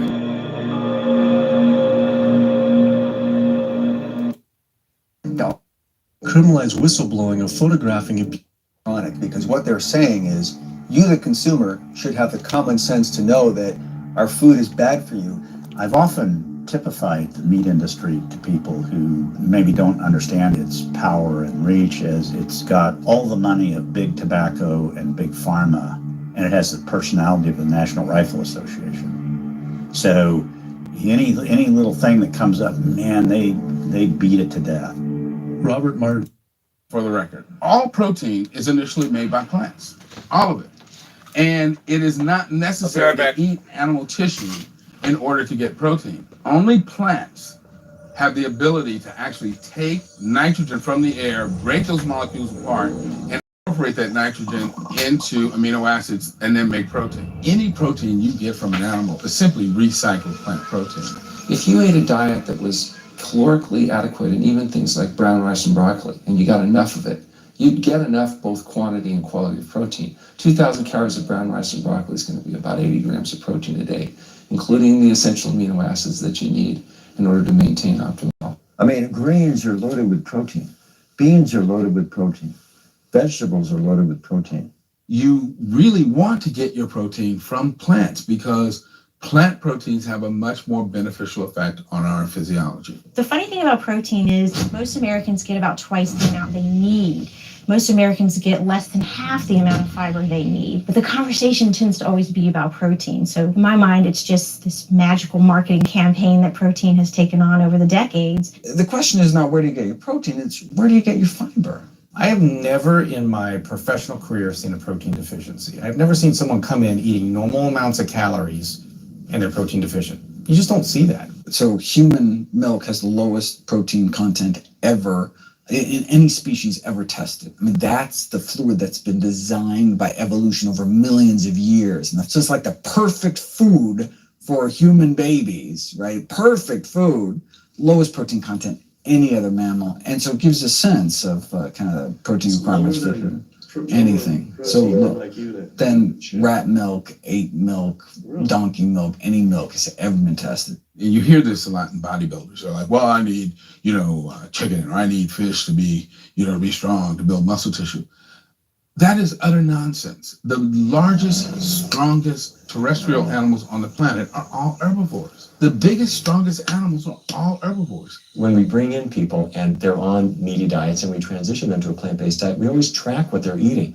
Their vitamin intake goes up. Their nutrition overall goes up, dramatically better. And these same people might worry in advance, will I get the nutrition that I need on a plant-based diet? The fact is, you're not getting the nutrition you need on a meat-based diet, and you're going to get dramatically better nutrition on a plant-based diet. For an average-sized guy like myself, I need about 56 grams of protein a day. That's optimum. Probably I really need 30 to 40 grams a day. Diets that are really high in these protein create diabetes, create heart disease, create cancer, create the diseases that I'm treating on a daily basis. But this is the opposite of what all the high-protein diet fads say. The food you eat determines the bacteria that live in your gut. Well, you eat animal flesh every day. You are summoning up bacteria that eat carnitine, and those bacteria will turn that carnitine into a molecule called trimethylamine. Your liver then turns that into trimethylamine oxide. That's a molecule from hell. That molecule drives cholesterol into the artery walls, and the people who are consuming this flesh-based diet are contributing to plaque building up. They may lose weight on this diet, and that's good, but what's happening inside your arteries, paleo friends? What's happening is that plaque is building up, and these are the folks who drop dead at the gym at 39. Boy, he was lean and he looked really good, but where is that cholesterol going? It's going into your artery walls.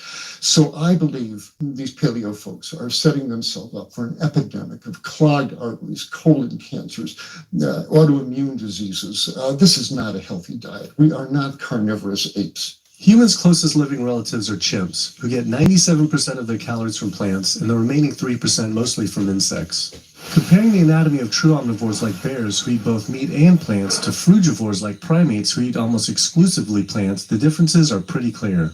Frugivore teeth have flat molars for chewing plants, where omnivore teeth are serrated for stabbing and tearing flesh. Frugivore jaws can move forward and back and side to side. Omnivore jaws cannot. Omnivores have much stronger stomach acid for digesting meat compared to less acidic stomach acid of frugivores. The intestines of frugivores is 9 times their body length compared to 3 times for omnivores. This is because meat will putrefy in the gut unless it is moved through quickly. If humans were indeed true omnivores, we would need to change our physiology and appearance quite a lot. But we fit every requirement of a frugivore. We may behave like omnivores, but anatomically, we're frugivores. Human beings, unlike bears and raccoons, and to some extent dogs, don't have that mixed anatomy and physiology that you see in the true omnivores, and thus we are not true omnivores. In humans, the canines have become really small and rounded and actually function like accessory incisors. Am I getting a They're copyright? utterly useless for ripping and tearing anything other than an envelope. So the idea that the mere presence of the canine somehow means that we're supposed to eat meat is silly. He was right. I always thought my canines were for meat, but what kind of animal could I actually kill and eat raw with these tiny teeth? The thought alone was disgusting. I mean, everybody loves a smoothie made with fruit and even some vegetables, but if you think about putting a fish or a piece of beef in a blender and grinding it up, the thought is absolutely repulsive. All these diseases I had learned about were from eating a diet our body wasn't designed for.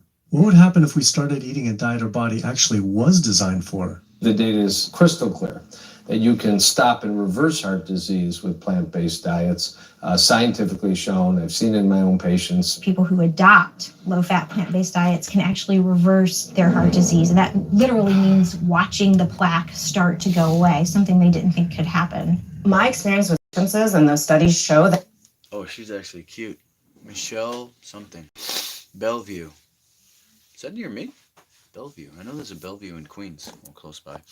The thing I would pick apart about What the Health is that they don't have the insight into life food yet. So people of What the Health will put you on rice and beans. Absolute garbage. Bananas. Absolute garbage. Soy. They'll say, oh, soy is better than meat. That's like saying you'd rather get shot than stabbed or something.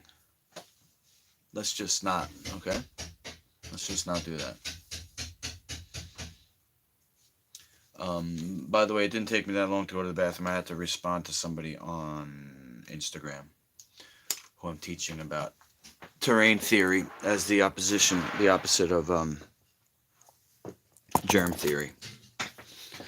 Alright. Let's put that light on. Now, turn this computer off.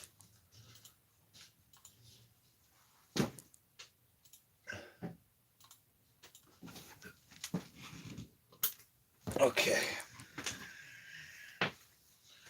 This back on. Oh, that's what I wanted to do.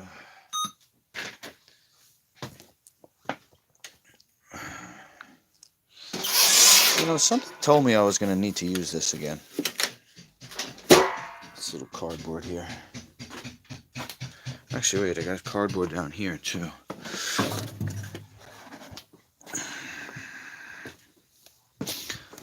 So,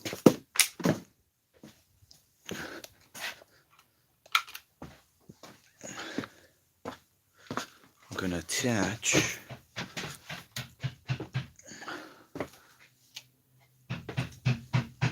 this mic stand here.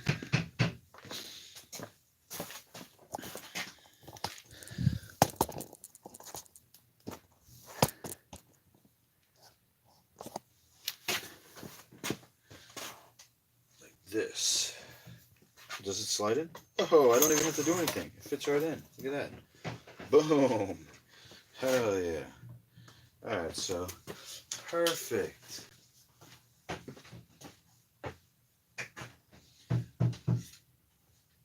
Don't even have to do anything. The mic stand just fits right there.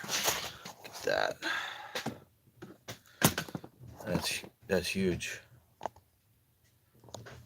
That is huge right there. So what I can do is I can just take this.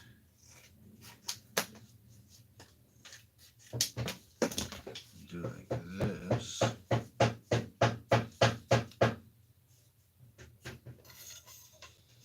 Just to make it a little more snug.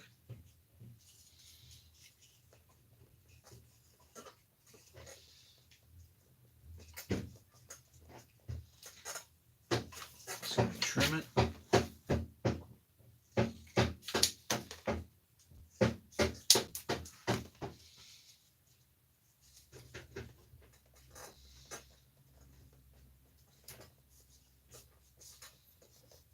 Okay. Whoop. Alright, that I should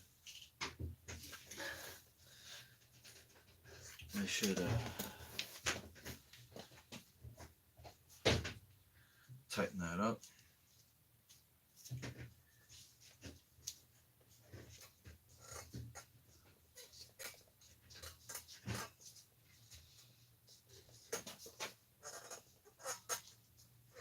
It doesn't have to be crazy because I'm going to be taking it out, but it's pretty snug.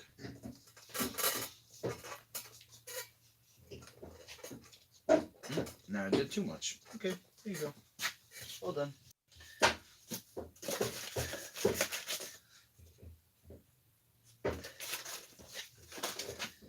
Okay, now. The only thing is I gotta run that cable now. Shit.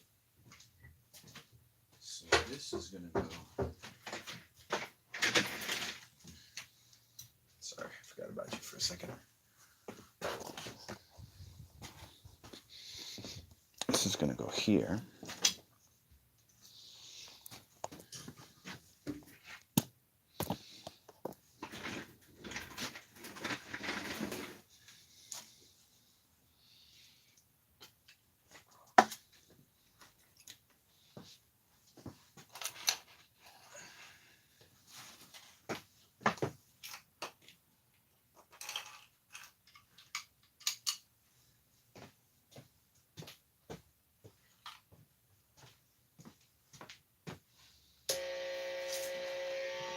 This will face this way.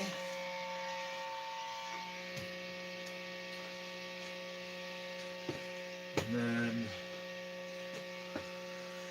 my cable here.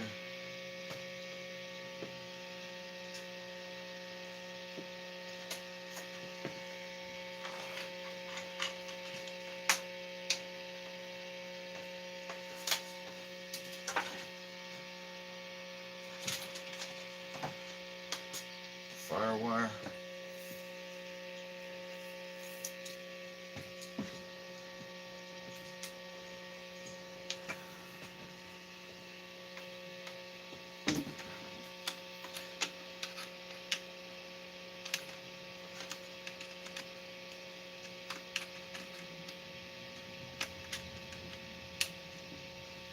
Okay. Now.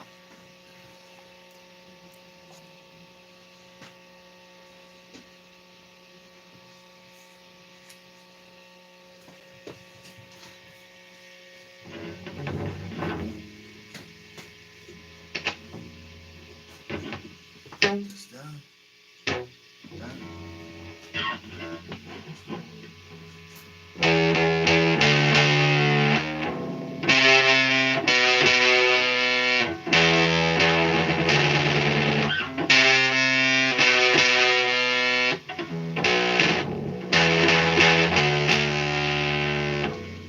I'm going to do it in segments.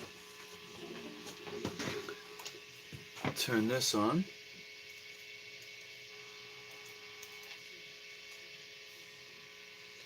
Okay, make a new audio track.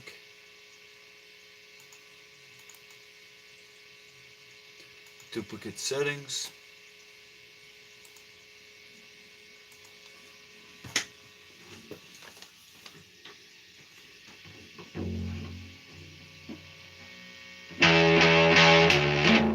Whoop. Whoop.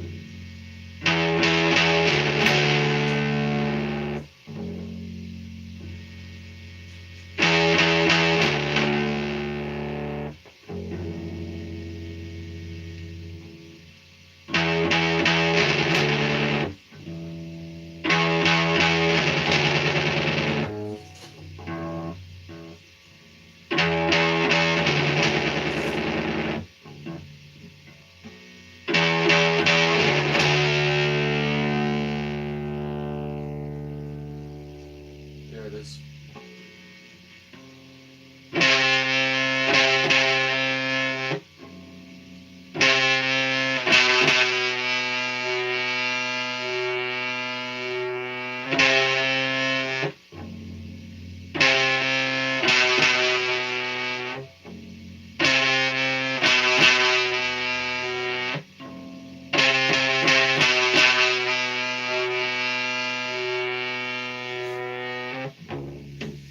Okay.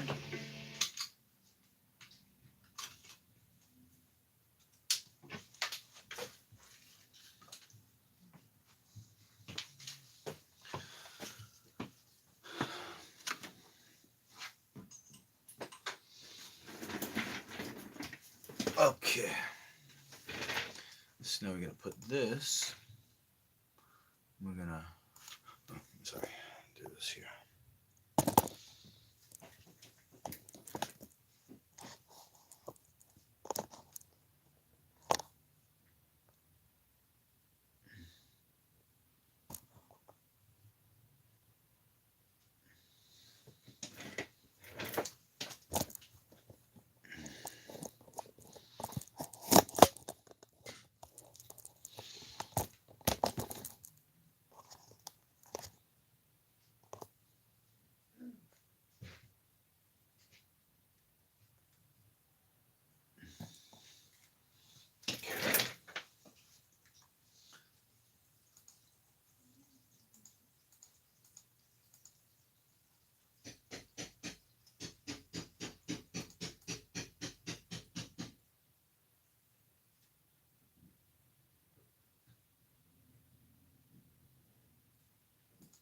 How come I can't hear anything?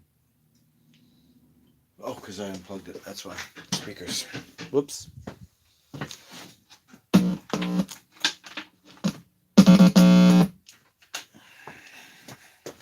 that again.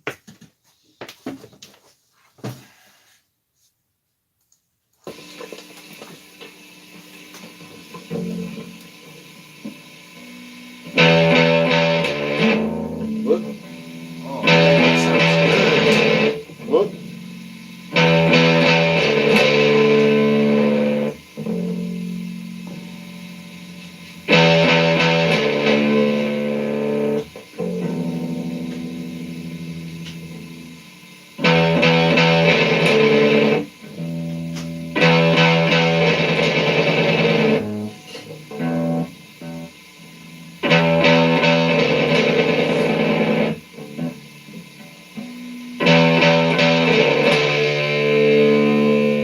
There it is. Split that. What is split?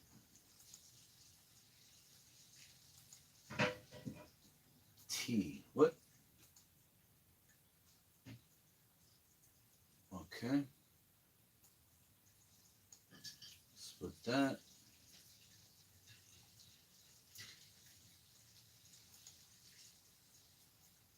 Okay, I'm going to delete this. I'm going to put this all the way back at the beginning.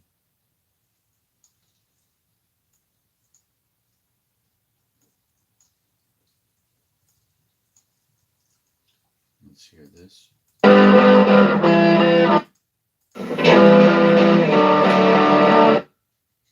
this low, put this higher.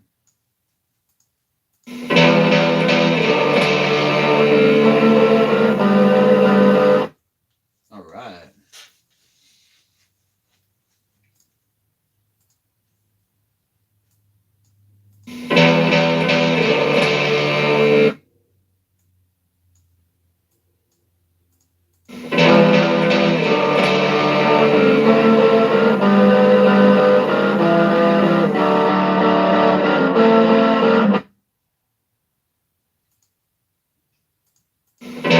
What happened?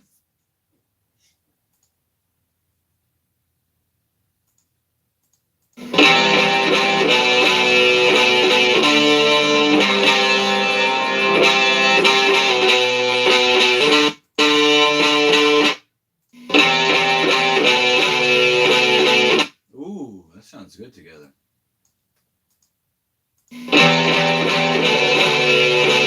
Ooh, you hear that harmony?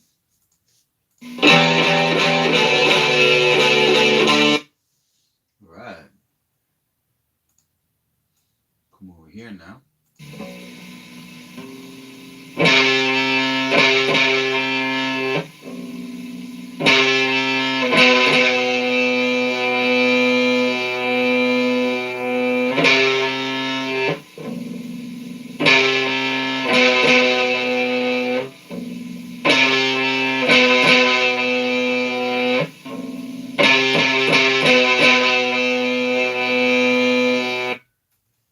Let's go.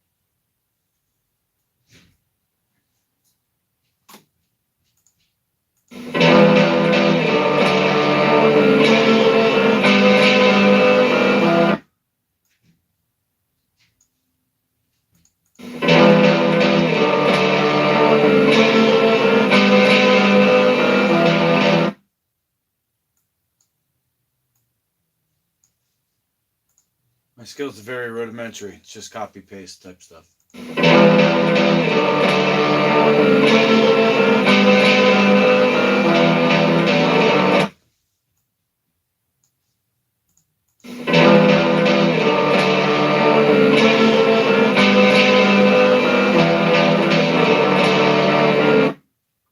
Slight.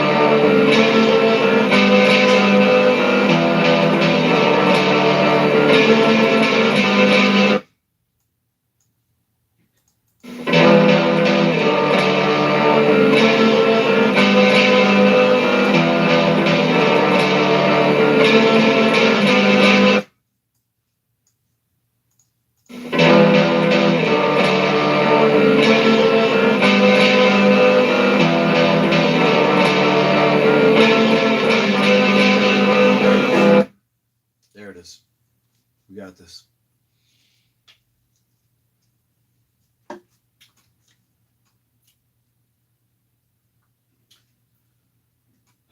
Let's hear it with the. Actually, let me put a little more. We gotta. Let's see. Copy.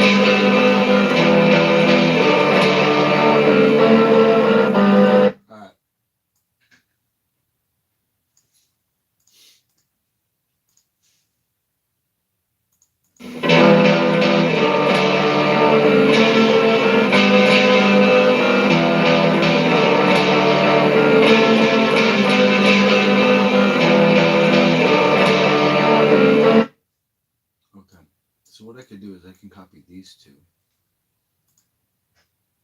Actually, wait a second. I can copy all of these 4. And then I can put it right on that, and it should line up.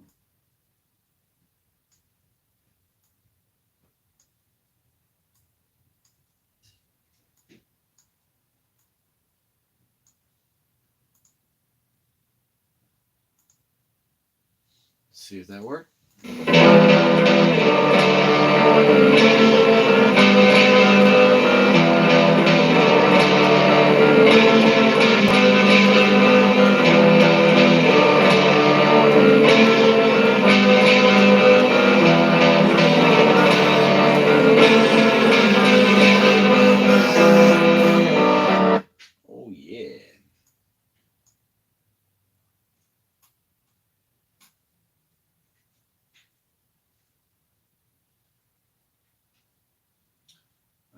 So I gotta zoom out here. I gotta do this. Let's see.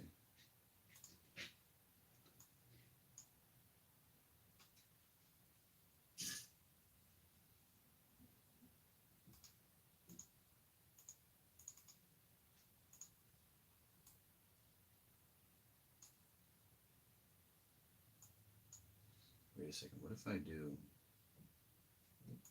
this? And then I do this.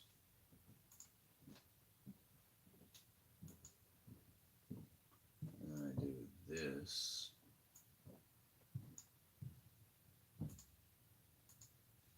And then I do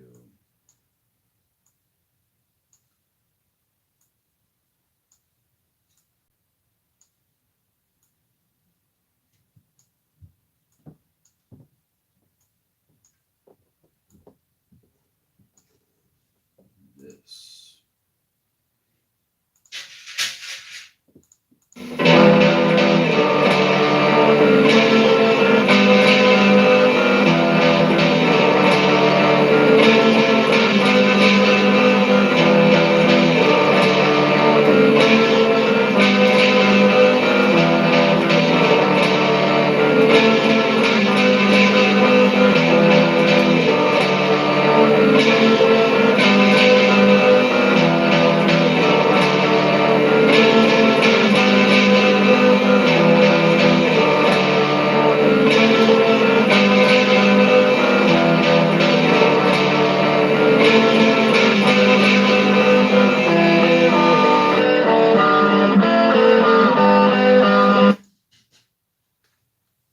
Okay.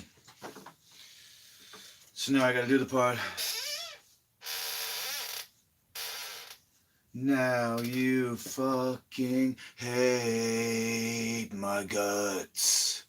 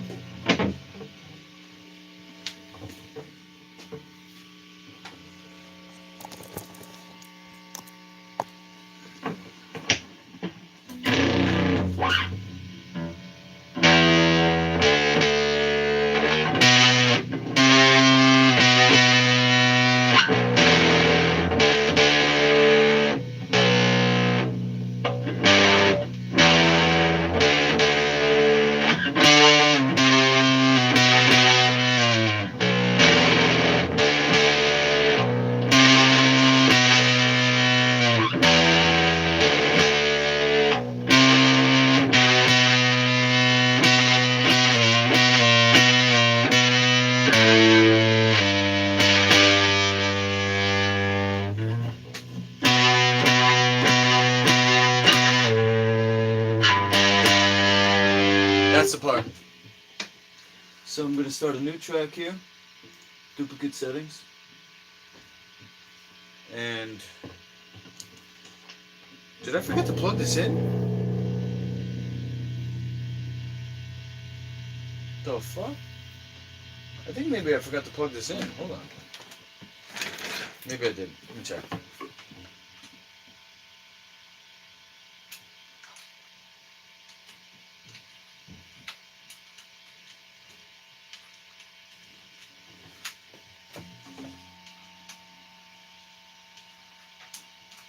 Okay.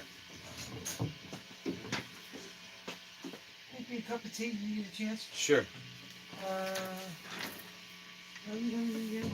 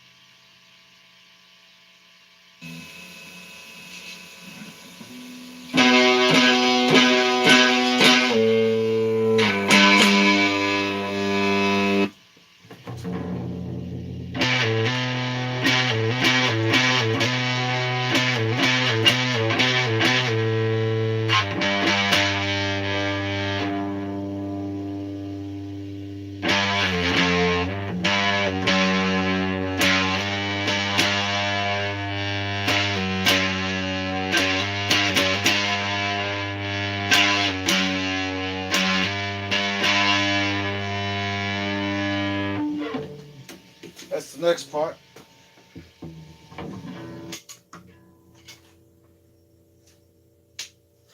Okay. Take this out for a second.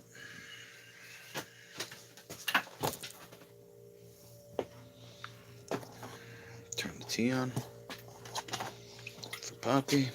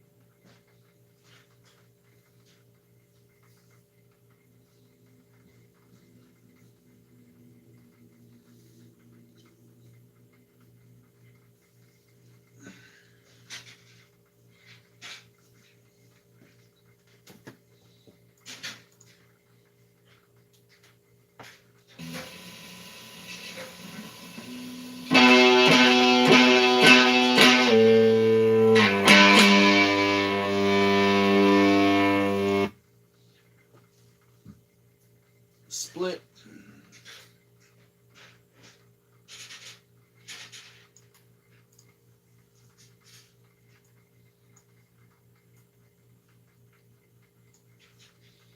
Split.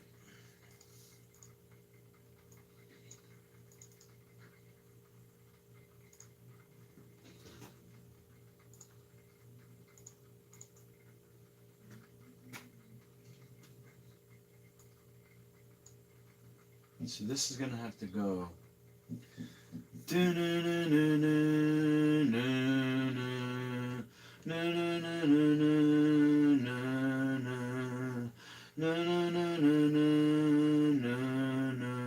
And here.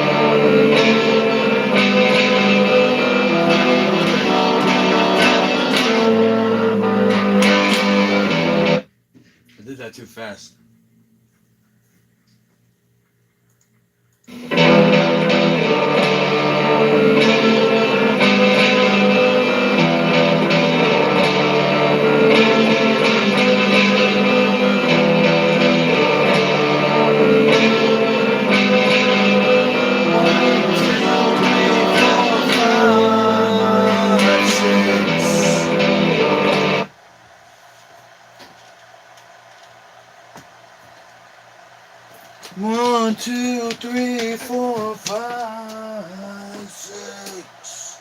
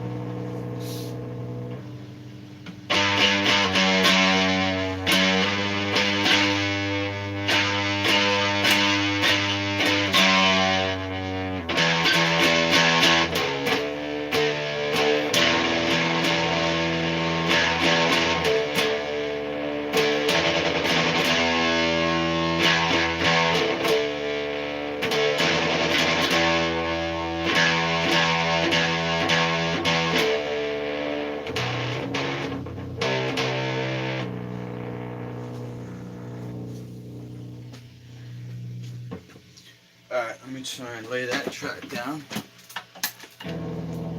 Practice the timing one more.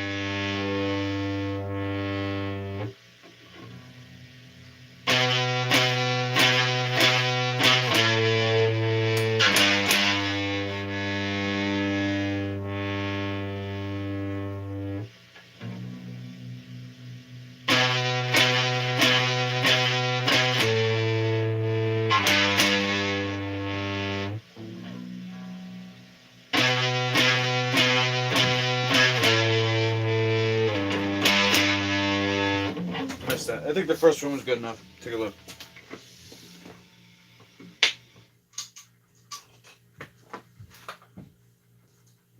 Okay.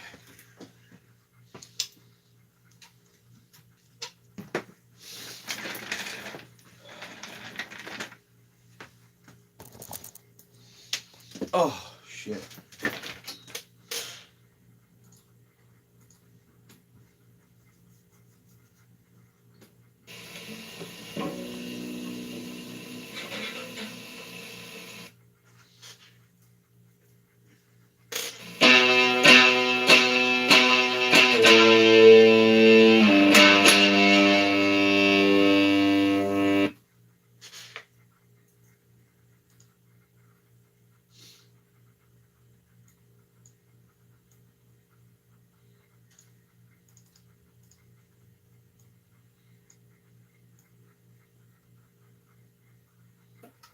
Get this out of here. Get this man out of here.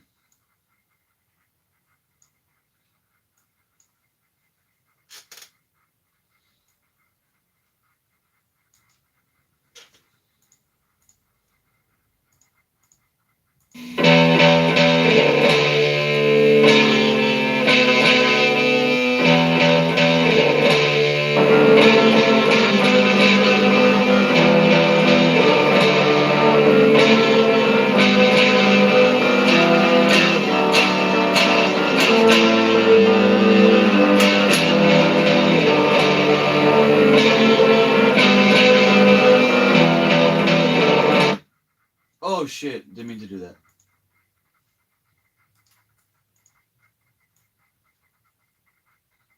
Try that one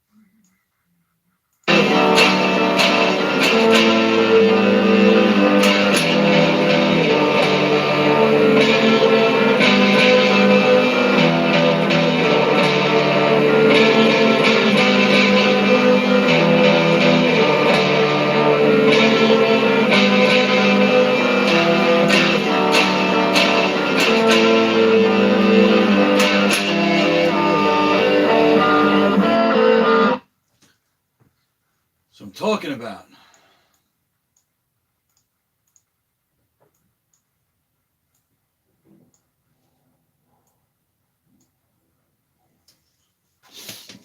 Okay, I'm laying down my guitar tracks, and this is, I don't know if I'm gonna keep the guitar tracks, but this is the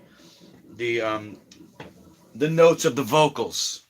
So I'm putting the guitar down so I know what I'm supposed to be singing.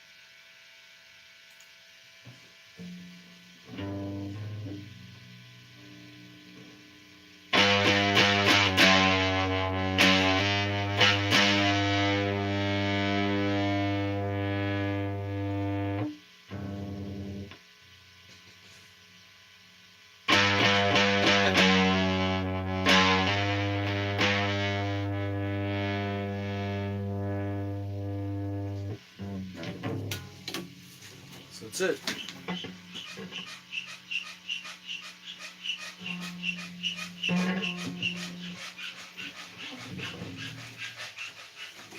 I might also set this part down too.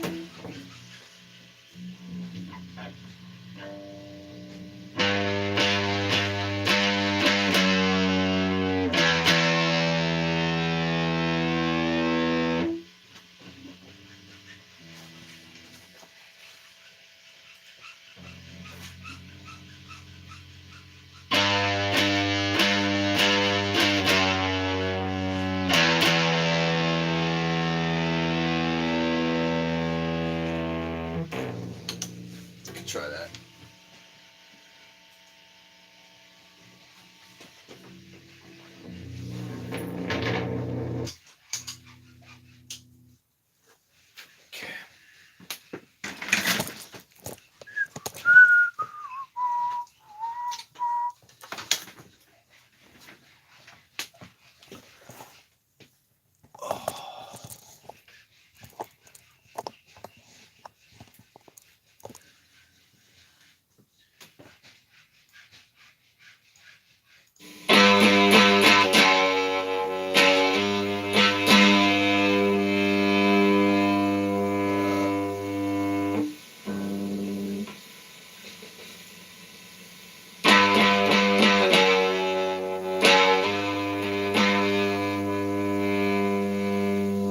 I like that one better, actually. Second one.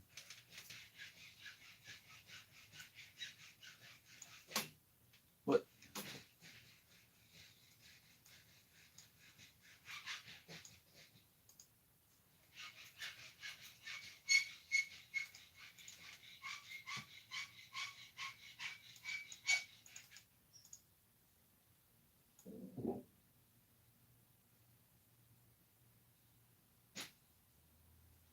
Okay.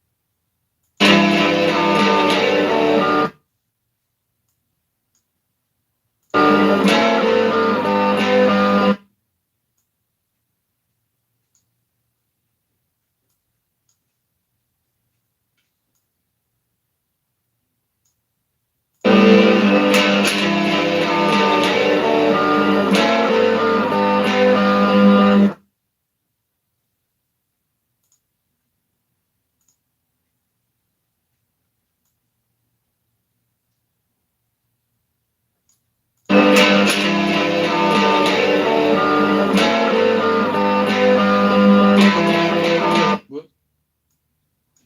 Came in a little quick.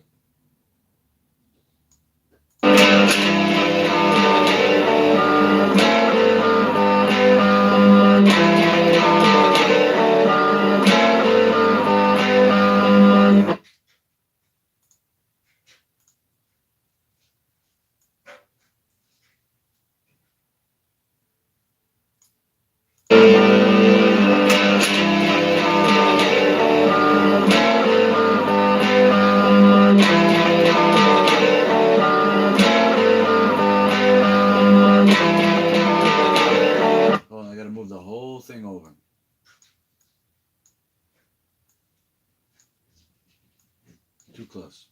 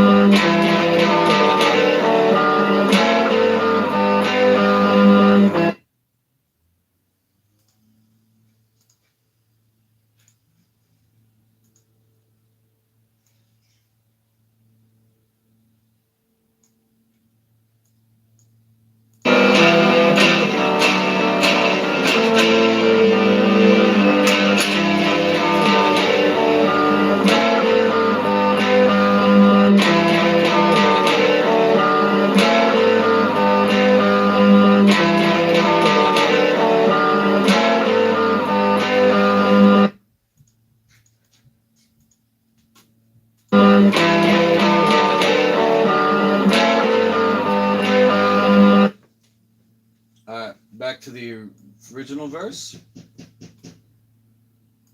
which is this right here. Actually, wait, no, it's only this.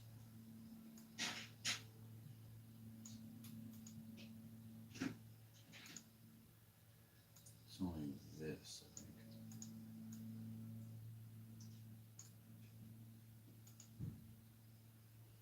Hold on.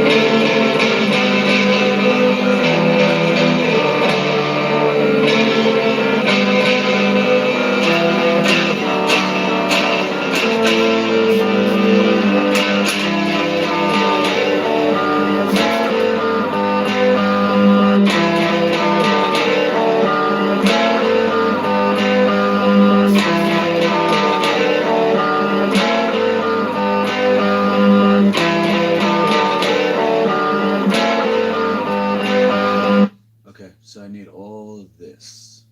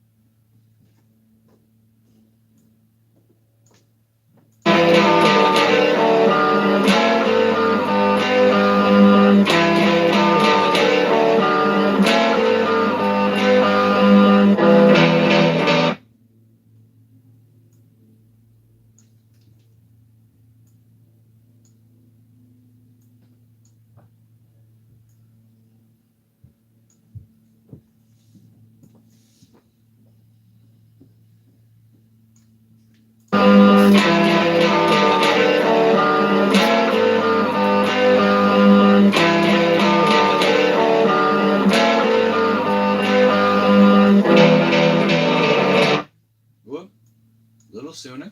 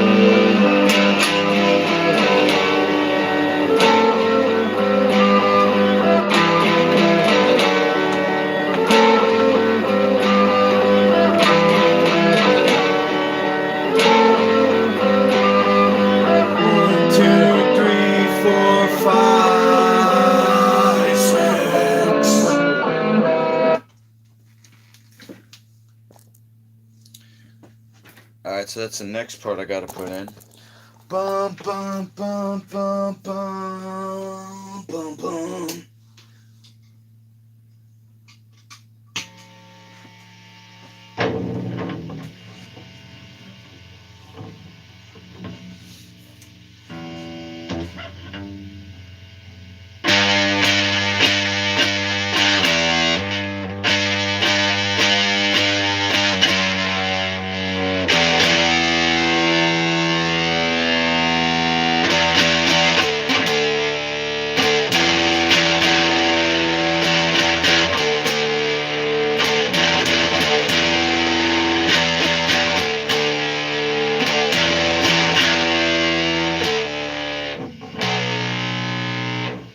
Alright, I don't know where it's gonna go from there, but it's going somewhere. It's going lower. 1, 2, 3, 4, 5, 6.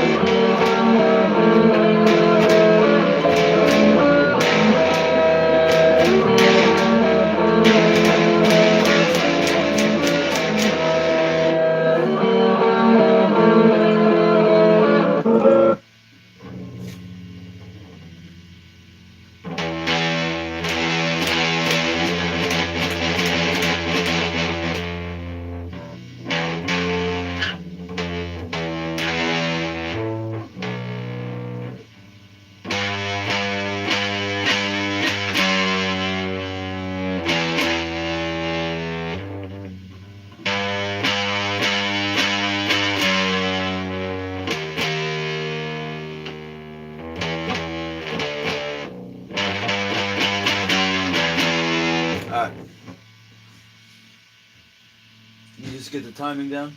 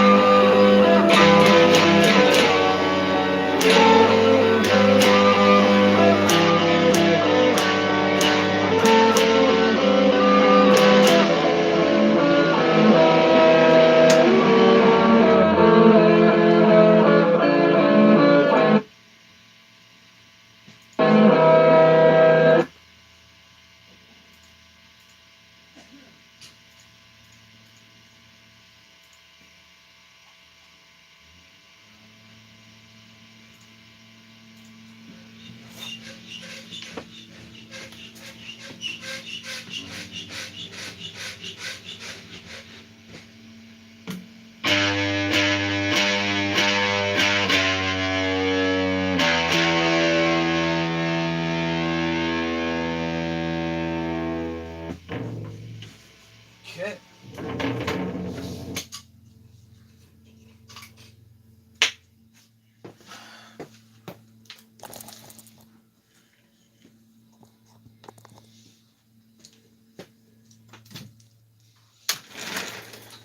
Okay. Oh, did I already record that? I think I did.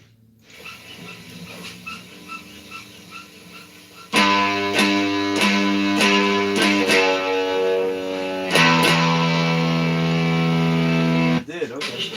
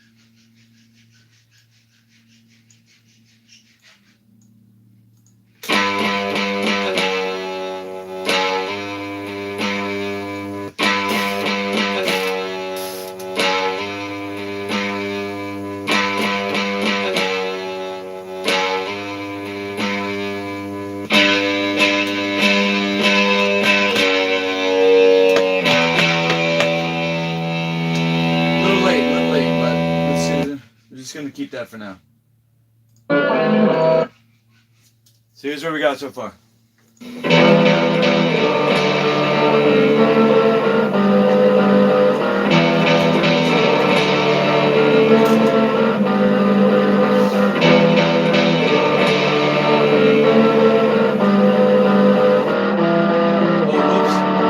The rest of it.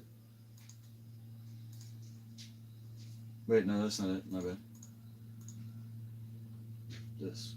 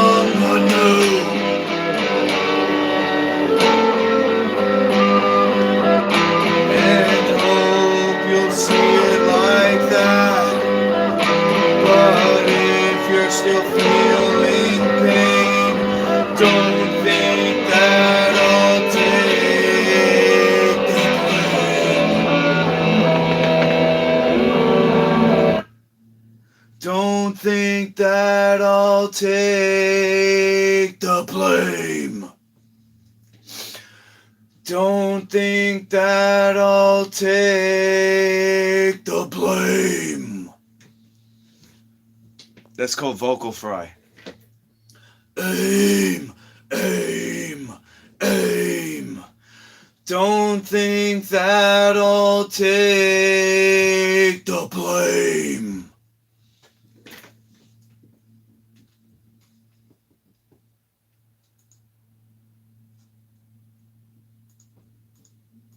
I might pay somebody to make a better beat with the drums and the...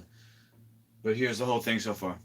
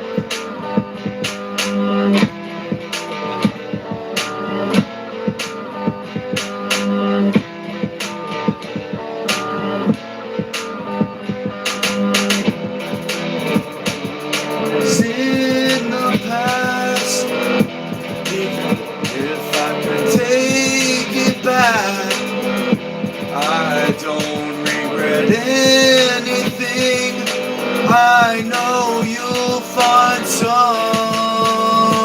new. Believe it's for the best, and hope you'll see it like that.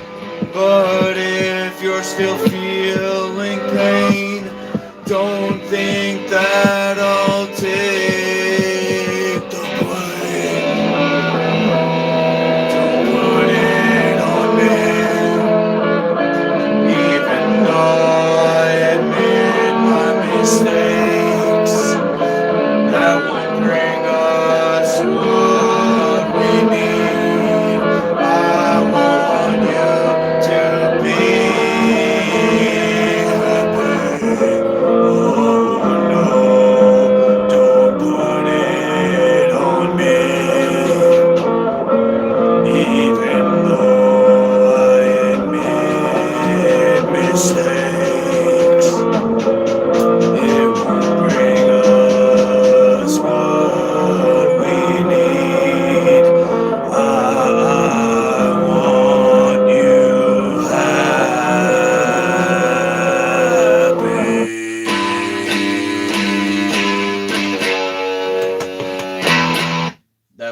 wasn't supposed to be there. I think that's enough recording for now. I gotta go to a nice studio, put down the vocals. It's called What Happened. It's about the dissolution of a relationship. Aw.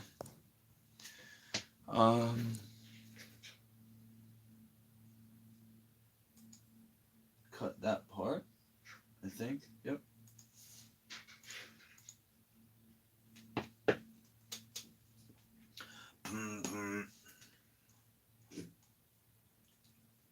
What's up, John?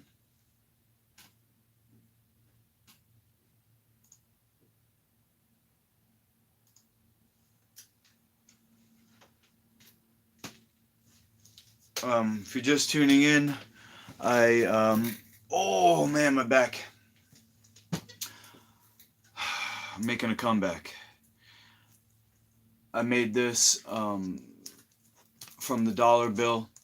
I put my logo on top. I put a cardboard backing so it's not floppy. And then I did a Malkuth ritual, which is all about the middle path. It's called the middle path, but basically it's a mission from God. It's called Masaluki. It's for a worldwide family facility. I did that. I drank my pee. I snorted my pee. Went to the bathroom. Let's see. I made this, right?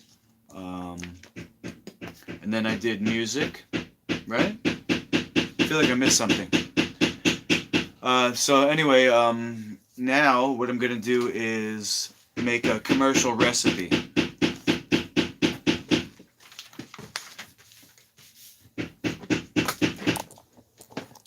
It's called, let me put the water back on because I forgot I was supposed to make Poppy some tea.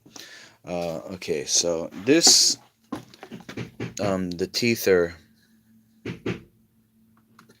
gone. Okay, so we're going to use this base, but we're going to use my carafe.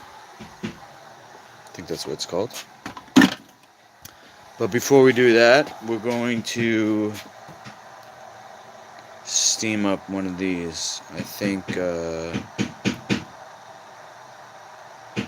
because I'm making the commercial cheese, it's going to be thicker than a sauce. So what I'll do is I'll do one of these, and I'll do what I can to keep it in one half. And then I'll take the cheese and I'll stuff it. I'll stuff this with the cheese. Okay?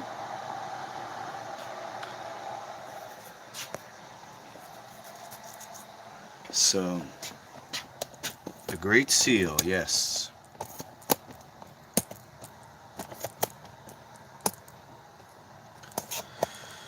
To me, it's a visual representation of a team building each other up for the glory of the Almighty. Oh, how'd that get there?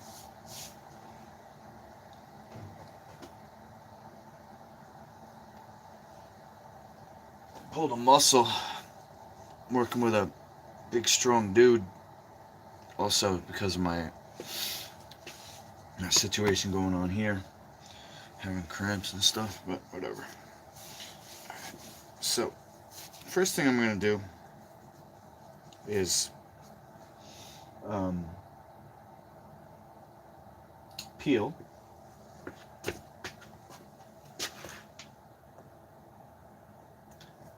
gunpowder green tea, Bubba Joe.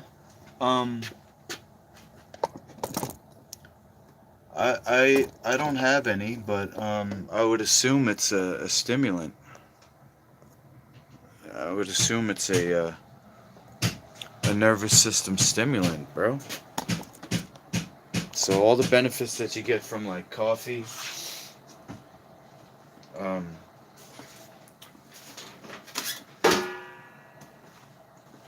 but then you also have the benefits that come from tea leaves, which is different than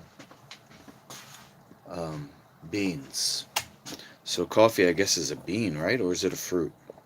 Does it grow on a tree? I think coffee is actually a fruit. I gotta look that up. But the tea. Let me try to get you a good angle for this because it's nothing crazy. It's just peeling, but I want you to be able to see. But I don't have green tea today. I got black tea.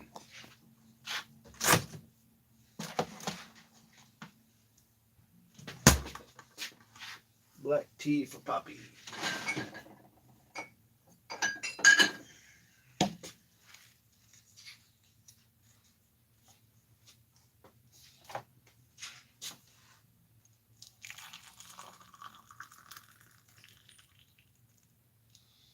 Put that over there, off to the side.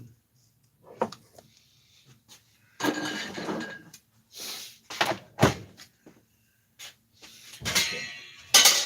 I'm just gonna put a little water in this, put it on the stove.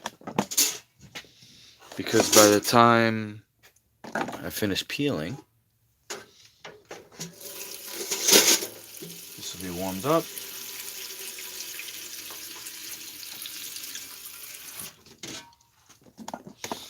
Bubba Joe, in your research, have you... Hold on.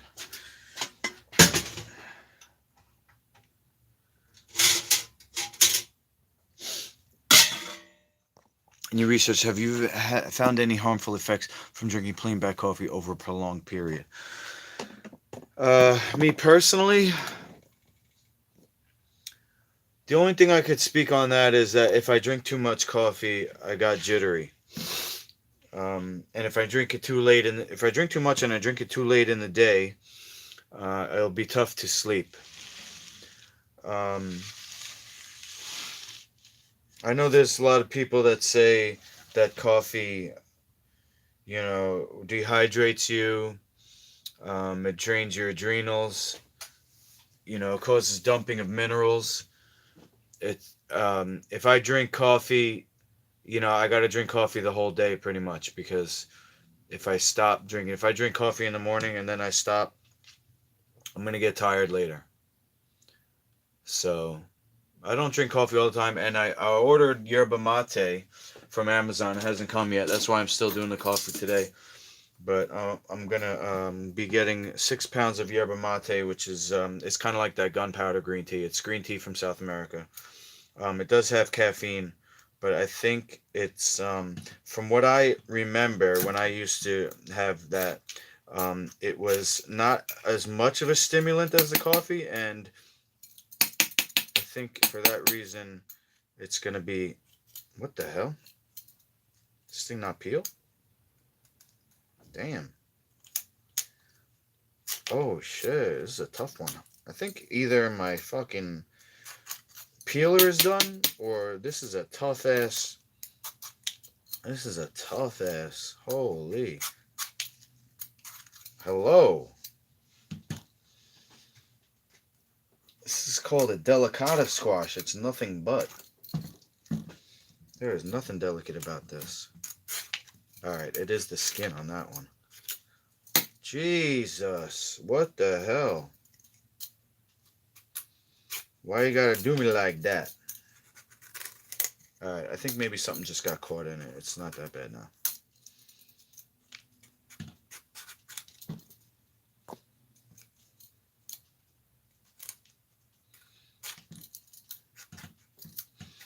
Yeah, coffee is one of those drugs that we allow on the program.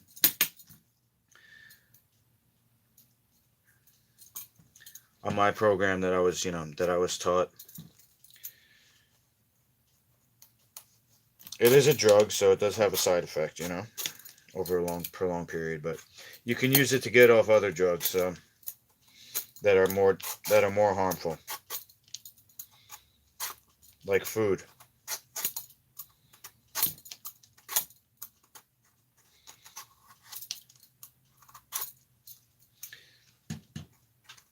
It's got these little valleys in it.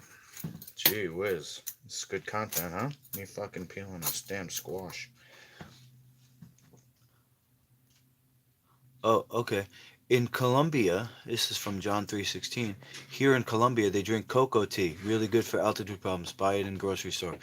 Oh yeah, I um, I I got coca leaf tea from a shaman not many years ago, about 10 years ago, when I was in UFC, because I was going to a high altitude camp to train before the fight so that I could get more red blood cells. You know, if you're in a high altitude area, your body adapts. So I was going out 2 weeks early because the fight was in Vegas and I went to Salt Lake City. So the guy, my coach, he was learning about how to be a shaman. It's not Jubb, somebody else. Michael Hoxton. Shout out to Michael Hoxton. Great trainer. He's a Czech practitioner, more of a holistic approach than most strength and conditioning guys. He did corrective exercise. So he taught me a lot of exercise that I still use to this day. But he gave me some coca leaf tea that he got in his shaman training. And then he said, you know, if you drink this, it's going to help you in the high altitude, get accustomed or something. But then I was like, wait a second, this is cocaine. The coca leaf, that's where they get cocaine from. I said, if I take this, am I going to test positive for fucking cocaine? He said, oh yeah, you might not want to risk it. So I didn't ever take that. I didn't end up taking that. But I looked up coca leaf tea again later on over the years, and you can order it, but I think it won't ever get to your house because I ordered it, but my package never arrived. I think it might be a controlled substance in America, the coca leaf tea. But it's more of a natural way to take that, you know, herb or medicine, whatever you want to call it. If I was working with somebody and they were addicted to cocaine, I would 100,000,000% get them on coca leaf tea. And I think that can be part of a healthy lifestyle, having tea, even if it's from something they consider to be unhealthy, like cocaine. It's really the isolate, the processing that makes it unhealthy. Like, you're not supposed to snort crystals that have been processed down from a plant. Did you know that's where they got MSG from?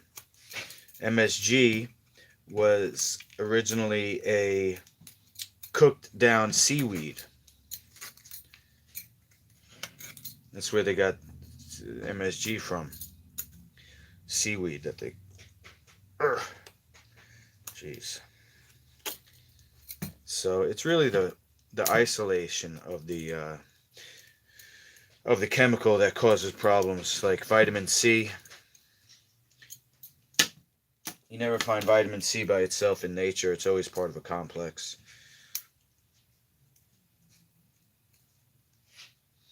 My parents got kidney stones back in the day from having vitamin C.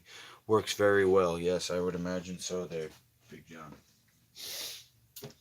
I would imagine the coca leaf tea works very, very well. I didn't ever get a chance to do it, though. Never did anything up my nose, except once when I was 19, I went to a rave, and some guy gave me Special K. That's the only time I ever snorted anything, you know, besides my own pee, which I do to hydrate the sensitive inner tissue of the nose. There's nothing that hydrates better than that.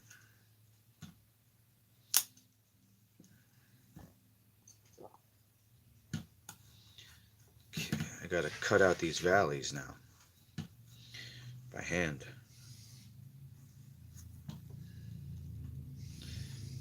Going very careful so I don't accidentally cut into my own hand.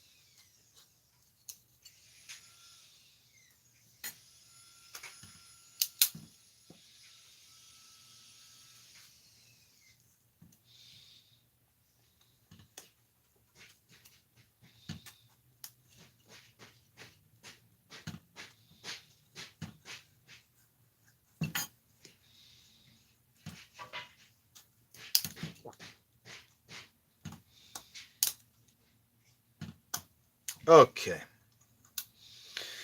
This one. Cut this. And I'm going to go this way.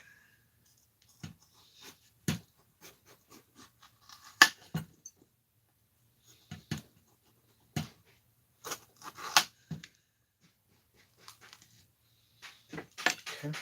So I'm going to hollow that out. And then after I make the cheese, this is steamed, I'm going to put the cheese in here. And you have like a thing there. You'll have a thing with a thing in it. A thing with a thing.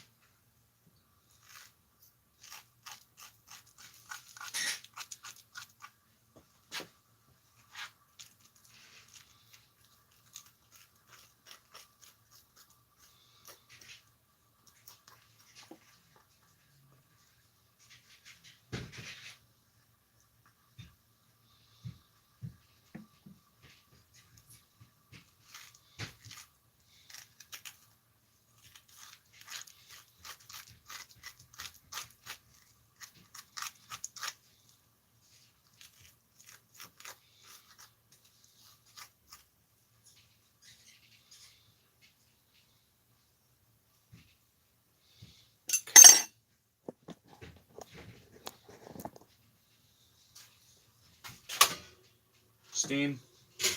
We've got steam.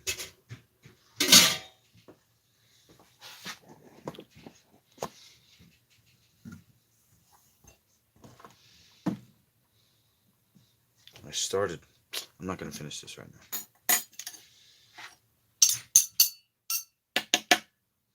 Actually, you know what? I'll finish it real quick, real quick.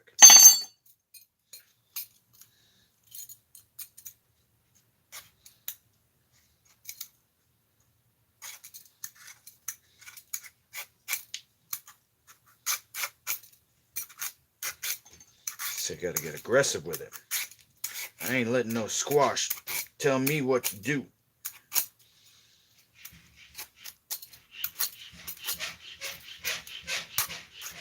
Ain't no squash gonna get the best of Master Lukey.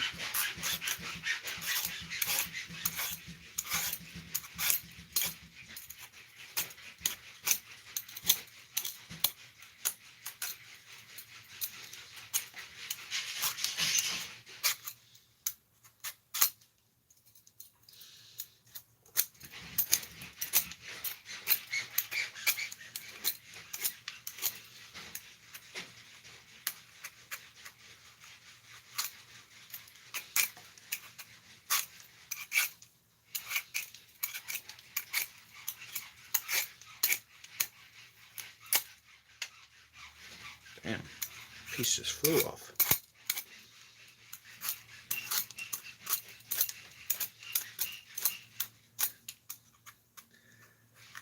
I just didn't want to leave this half peeled, so I'm not going to cut out the valleys yet.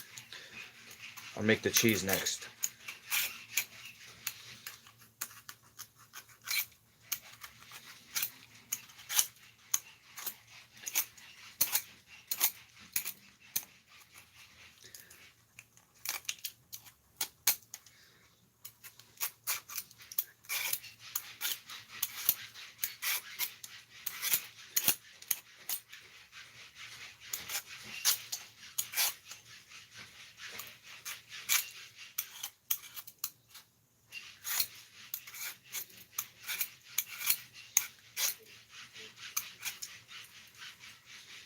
Alright, let's just leave that. And then, John, your pick was awesome, and Sir Doyle liked it as well. Congrats, so you have a beautiful wife. And Sir Doyle says, you guys look like you're the same age. You and him, not you and her. And I said, see, that gives you hope, bro. You can get a wife. You can get a wife, Sir Doyle. You got to take care of yourself. You got to get rich. And we'll do the best we can. Bubba Joe, when I lived in Miami, I found that Yohimbe stimulated my primal instincts, making opponents' charges slower. Overall, it gave the benefit of speed. Would it be frowned upon to use in a tournament? No, I use Yohimbe, Bubba Joe. I use Yohimbe myself. And the reason why that's allowed is, well, look, you can even do steroids in my league. The reason why I'm going to say that you can is because, first of all, it's more important for me to get the exposure so that the league can become successful, and then Master Luki brand can spin off of that.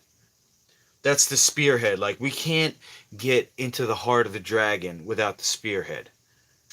The heart of the dragon does have to do with artificial chemicals and stuff like that, but we have to get to the heart of that dragon first with Master Luki's League of Champions. So I'm not going to be testing the guys that I fight for steroids or anything like that. And I'm okay with that because the rules are set up so that it's as safe as possible. Now, am I going to escape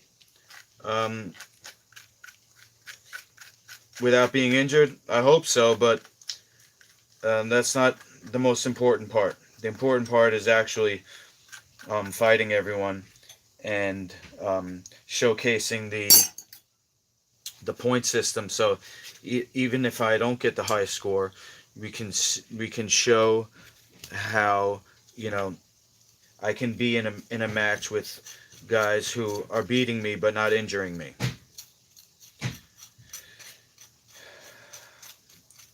And then once Master Luki brand blows up and the people are more interested in what I'm doing, you know, in terms of the food, I think that could fix a lot of the system, which is now set up on junk food and drugs. So if we stop the junk food, we get the health food, then my hope is that the drugs won't be a result of that, if that makes sense. The other thing is, because Yohimbe is not artificial, it's natural. It's a different energy than steroids. The stimulus you get from Yohimbe is not the same as what you would get from a synthetic hormone injected. I believe it's a different type of energy. It's a more healthy energy. Like, for example, I can take that stuff and I can work with a teenager or a kid, and I'm not worried that I'm going to accidentally injure that person. See, some guys who do the steroids, they get so strong they don't even realize it. The guys that I train with, one guy in particular, you know, even if I tap out, I'm sore because he just doesn't know how strong he is. Even if I tap out in time, my joints are still sore after that. You understand?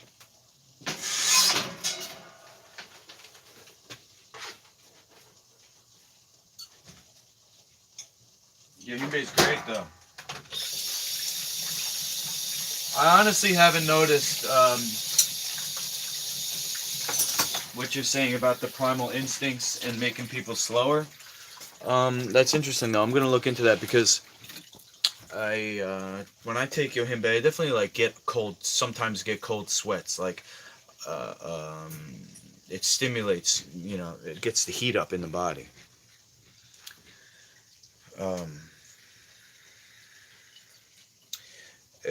You know, in the past, when I took too much, it made my heart race, you know, and I was sweating and stuff like that.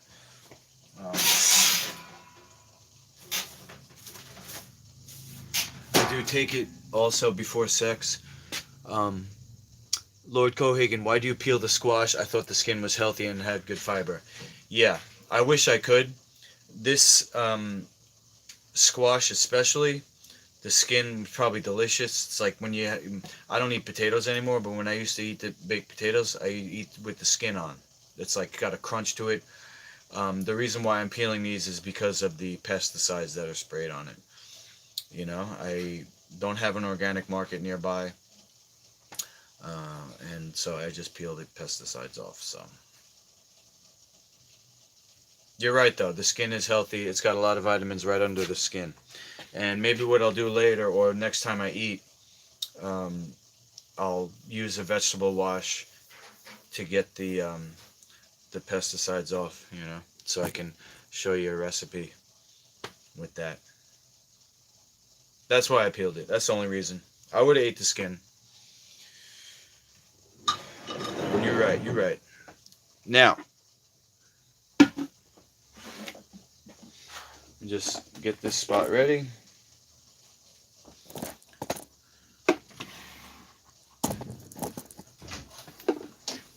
Make that tea? I did, yes. It's probably still Yeah. decent temperature. Minnesota. Free state of Minnesota. Is this it? Yeah. Do you want maple syrup? You don't have honey, right? No. Any other sweetener? Brown sugar? Nothing.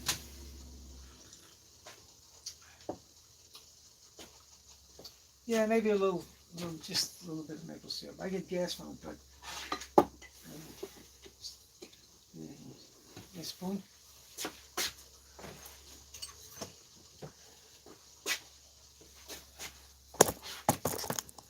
Oh, okay.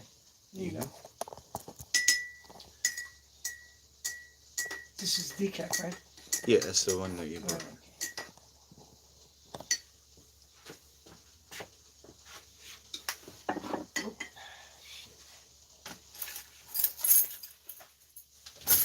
You're not coming over tonight, huh? You coming over? I think I'm gonna come over later. Yeah. Okay, good. You haven't seen Ford versus Ferrari? I was thinking you might put that on. You saw it? Yeah, I'm coming over to watch the fight. Oh, the fight. Okay. Yeah. That's not a pay-per-view, is it? Yeah. Is it? I'm gonna stream it illegally though. Okay. Don't these people who run these organizations and these channels and stuff, don't they know that people can do that, or Yeah. and they can't do anything about it? I'm not sure. I'm not sure what they can do. Anybody knocking on your door and say if you owe us $3,000 from all the. Right.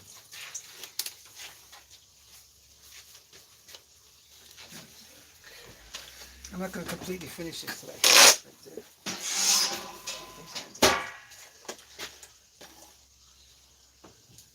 Most of it's done. Like a retrofit, you know, when you retrofit something, you never get it right. No.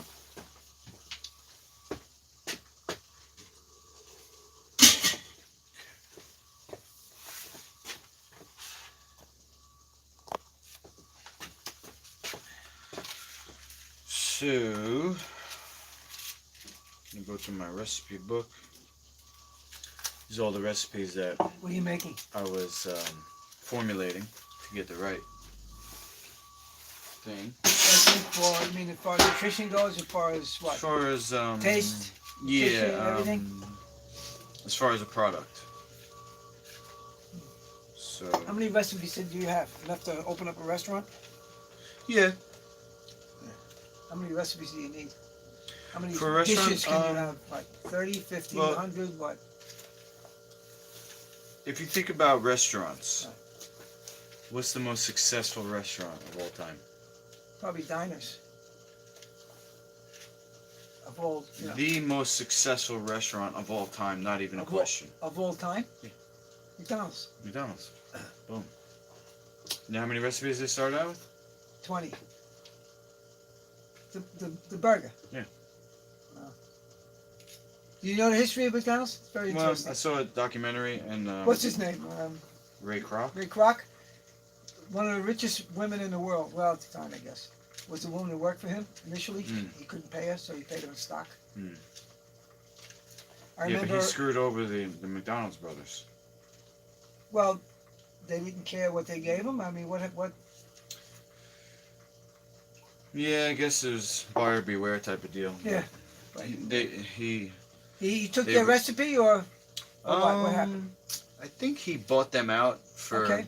what seemed like a decent amount, but then he didn't give them any percentage. Yeah, well, that was their fault.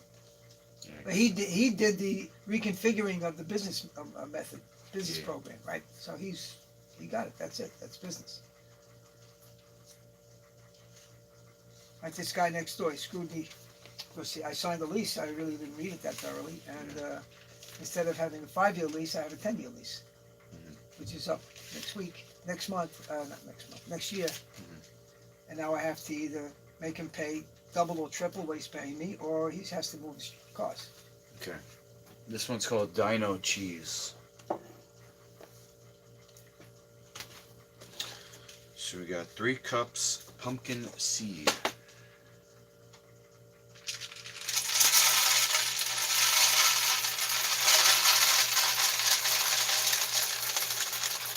Is there a measuring cup there in that thing? Wow. 1, 2, 3. Wow. That's really neat. This is mine, right? This is Or yours. Oh, that's mine. What happened? You burned it out? This part here has to be replaced.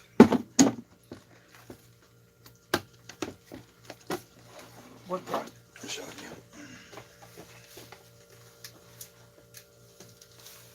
Can you buy that? Yeah. We're gonna What look are you on waiting Amazon. for? We're gonna look on Amazon. Okay, yeah, I'm sure you can get it. Or at the website. See, if you look here, Yes. you got these teeth. Right. And that's all one? This is all one to nubs. I think you kind of abused that thing. Well, what happened is a lot of these recipes, I'm gonna do it now, but you have to do this. Right. But then if you're not holding this and you accidentally come down at an angle, you go like this, and Right, while it's right, grinding, right, it grinds it. Grinds it, yeah, okay. So, and then I remember you smoking that motor. I don't know, was this one or that one? Motors were not designed to smoke, so just to give you a clue. all right, I got 2.5 cups. So you developed this recipe, you made it, and then you ate it, and you gave it to someone, or whatever they're okay. Yep. So what I'm gonna do is I'm gonna put it in this, put it in the fridge. So I had to make the texture that when it comes out of the fridge, it's like a cream cheese. Like a paste, right? It can hold a shape. Okay. Now, what do you mix that with? Mix what with what? That. Oh, what's the recipe right here? Yeah. Let me make it right now. We got Now this is designed for a specific clientele. pumpkin seed cheese. Customer, yeah. Yeah, I mean there's use it for what? Basically, what to make like pies and ice cream and oh yeah, well all that stuff. that's a good point. You could use it in other recipes. Yeah, I'm just making it as So I think the function. I was watching these shows on TV that your mother watches, especially the baking ones and this one and that one, when you have to make molds and stuff. Yeah. And the function of a lot of this food is to, like you said, whole shape. Yeah. Right? Bind things together without overpowering it with the flavor that it has.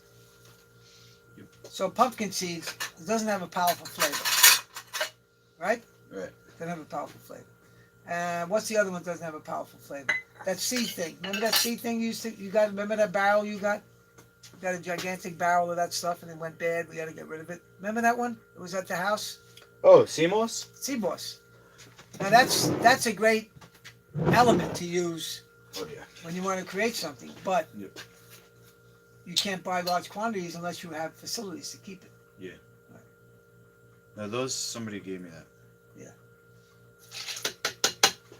And that's from the Irish coast or something, or they call it Irish moss. I think because of that, or maybe because of the color. It's pale. Yeah. But it's harvested in 2 places, mostly the Philippines and the British around Isles. Is that what they're called? The British Jamaica Isles? area. Oh no, that's Caribbean. Caribbean. They use it a lot there. For food things. They put it in smoothies and stuff. Yeah. Oh, okay, right, okay. And it doesn't have a powerful. I don't remember the taste or the smell. You have to use it, sparingly in a certain way. Right.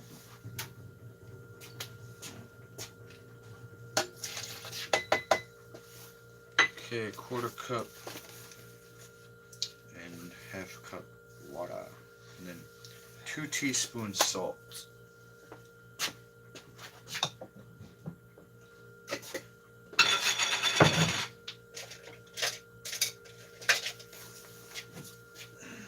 think this is a half teaspoon. Do you use a mattress topper? Yeah. How is it? This is a 3-inch you have here, right? That's what's on my bed right now. Yeah. Does your back bother you at all when you work out like that? Because I'm trying to get something for my back and for my neck, and I have a My Pillow, and I don't know if it's really doing any good. Oh, really? I'm thinking about investing some money and getting a decent mattress. Now these memory foam stuff, the space age stuff that they've been touting for the last 10 years, whatever it is.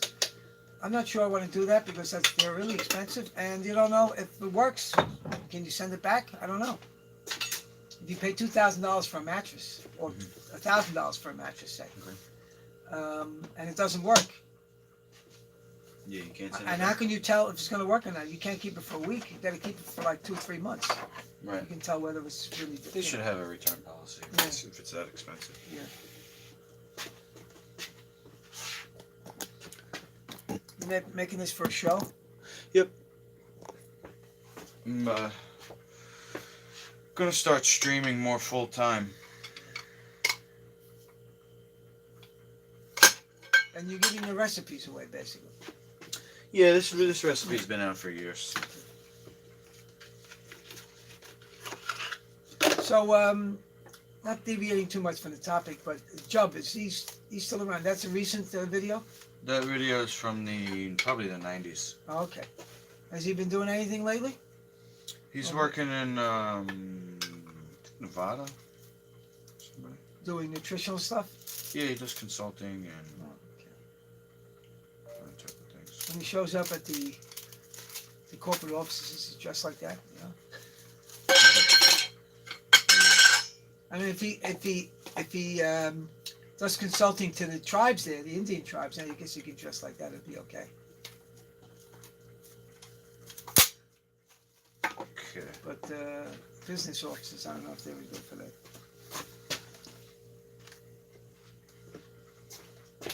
Was he playing the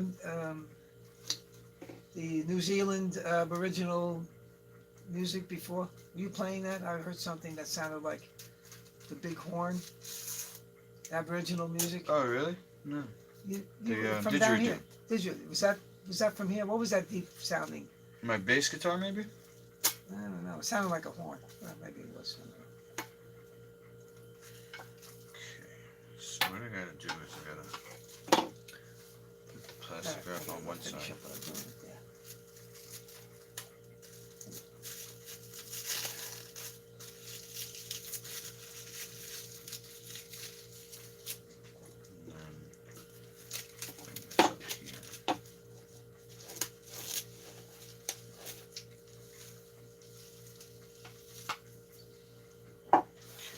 All right, we go upstairs.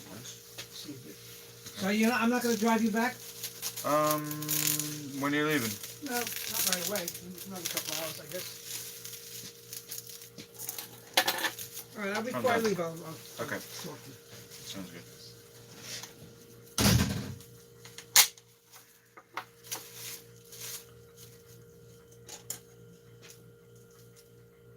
Oh, hold on a second. We got a comment, sorry.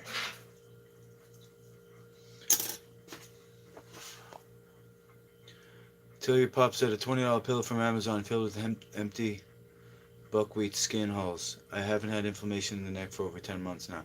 I need a Christmas idea, so I'm gonna get that for him.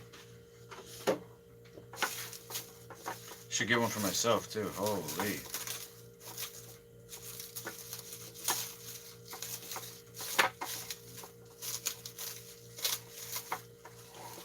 Alright, so basically we got the bottom and the top covered in plastic wrap.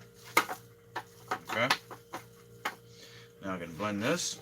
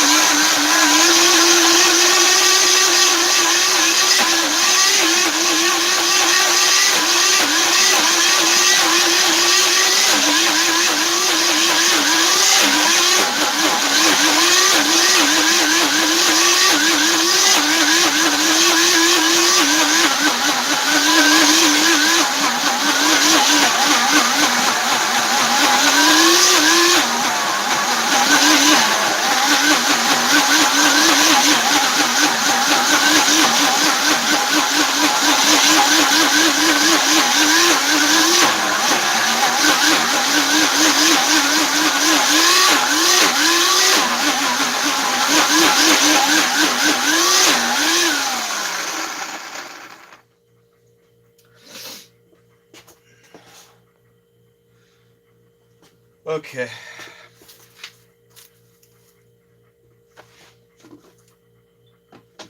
Good enough. Take it in close here.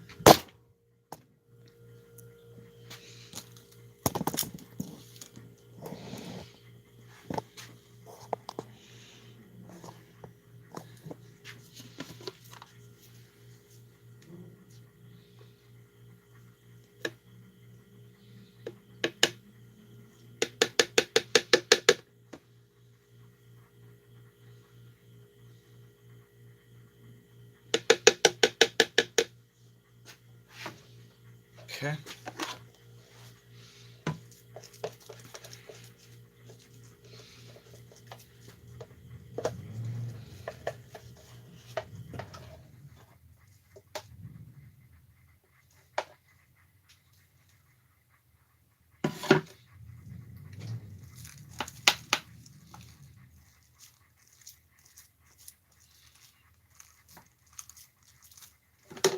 Now, you gotta use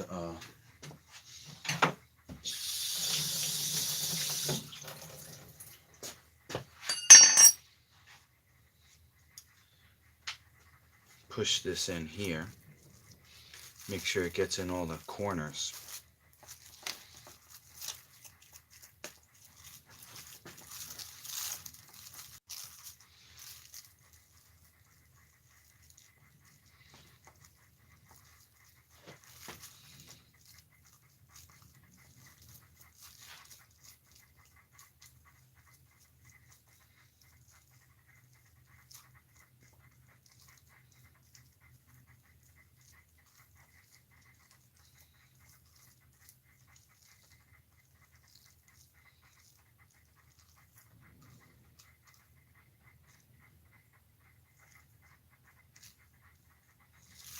Okay. And do like this.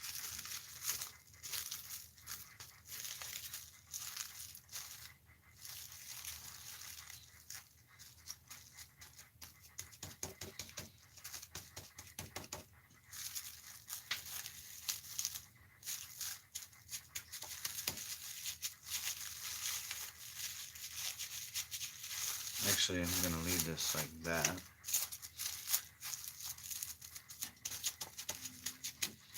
And then I'm going to put it on here.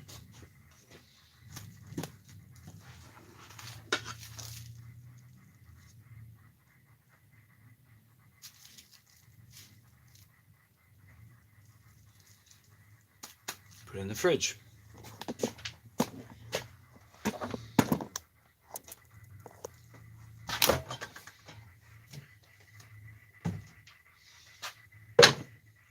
And do another one.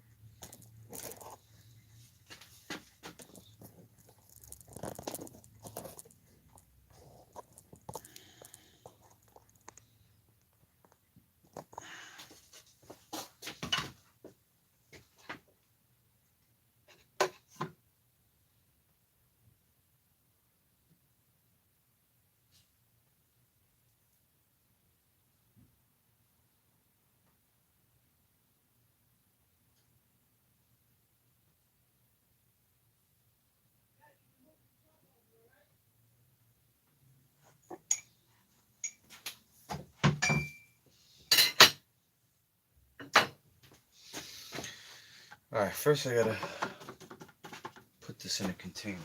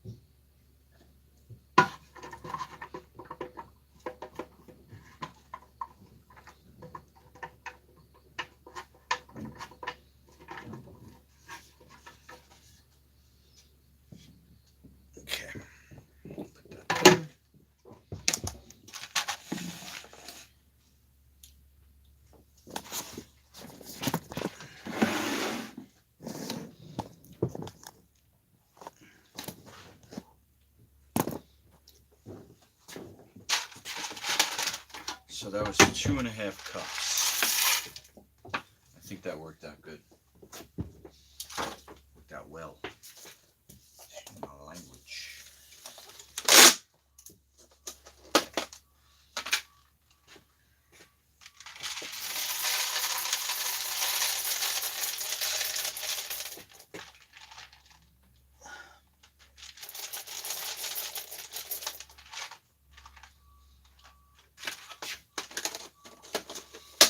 Okay.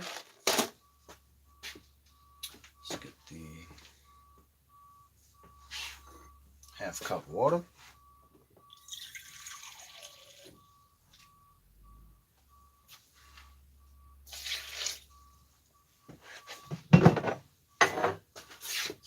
Quarter cup ACV.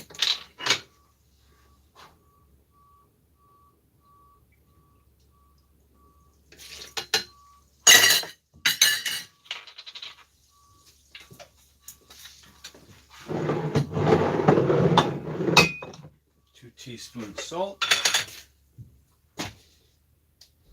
1, 2,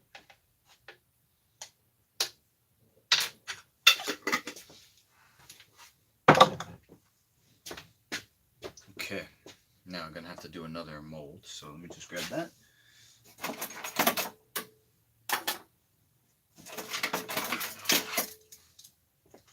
Might actually make 2 more molds. Let's see how much cheese we get out of it. Alright, so the first part is, let's see, it's going to go like this, I think.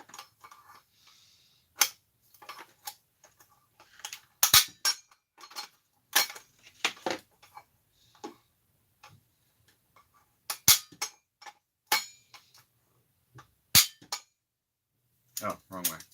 There we go. There it is. Alright. Just drop you down a little bit so you can see, maybe you can get me in the frame too.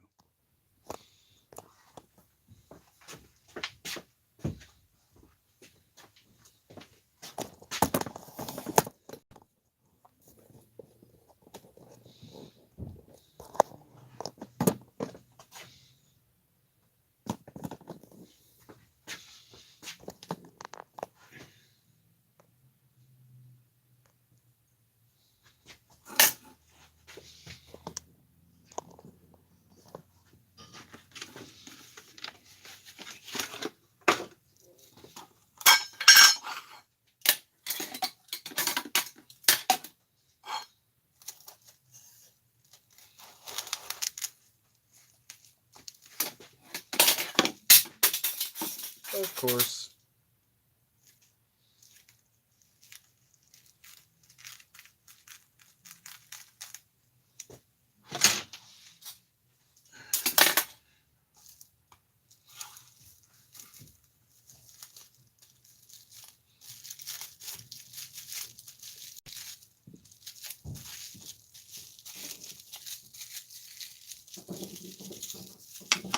Okay.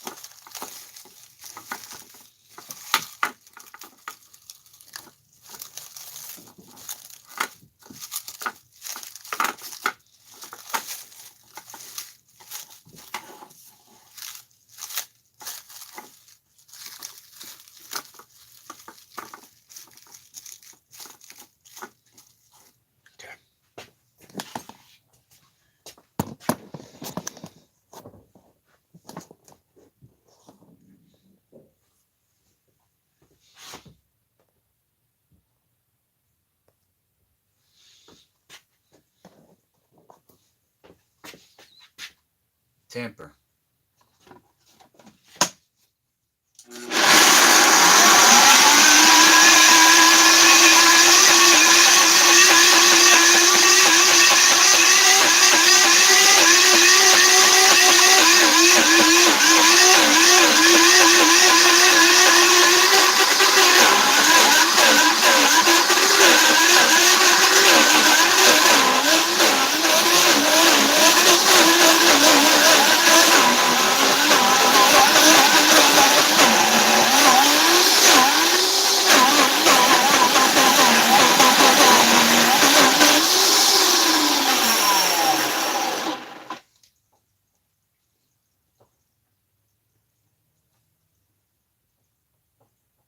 I think this thing needs to be replaced too, actually.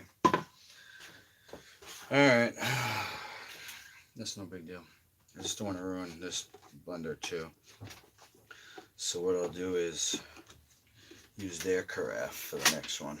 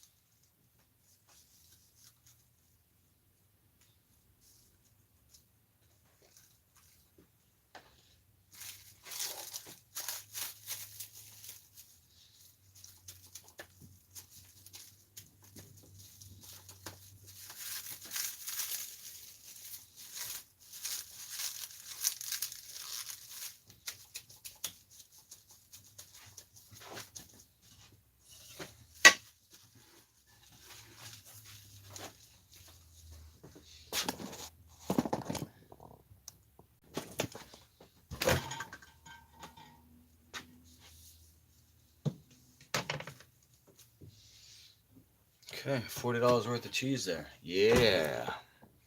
Let's go, baby. And then, let's see, do I have enough for another wheel?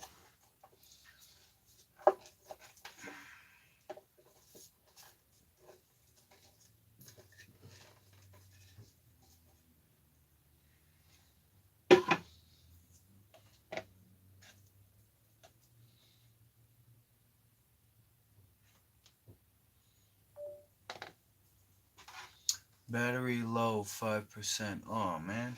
Alright. Let me plug you in. Sorry about that. And then, I was just thinking I probably won't stream Fortnite for you guys. I'll probably just eat on camera and then sign off for the Fortnite section.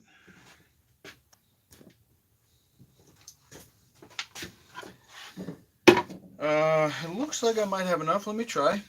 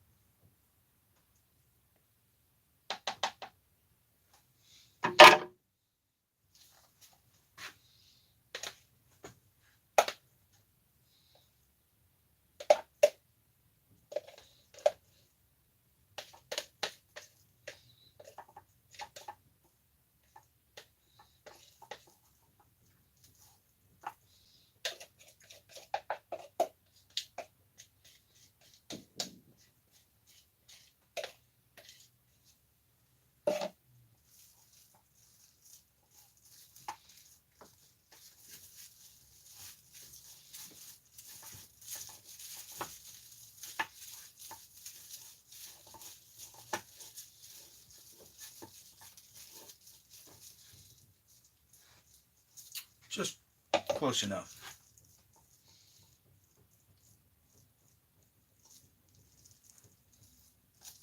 If this is a $20 wheel of cheese, I think if I sell it like this, you're getting $19.99 worth. It's not overstuffed, but it's completely filled to the top here. So it came out perfectly. All right, $20 worth of ingredients. We got $60 worth of cheese. I think that's a good markup for food.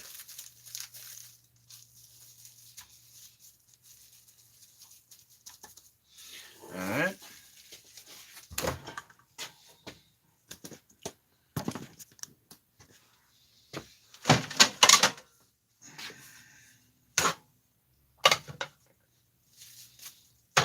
Boom.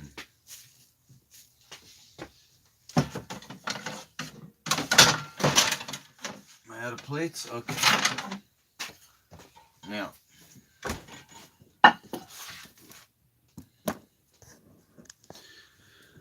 Now for me, I'm gonna use this. Okay. See if we can do the same recipe. If I have enough Simpsis pumpkin seeds. So this is the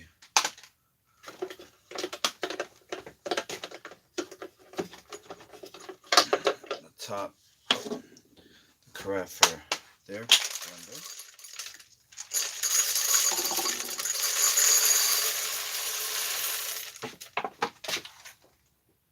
Alright, it's not quite there. Alright.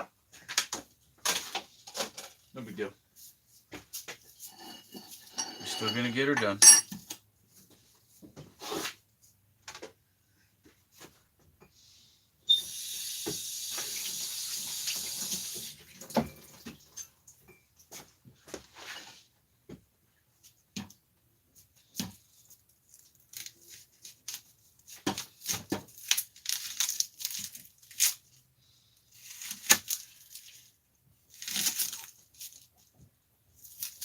Just a quick variation.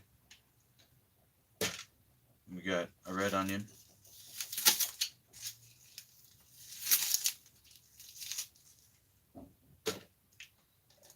We got 2 jalapenos.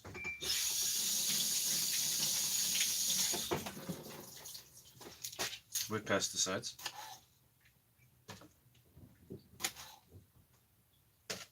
Okay.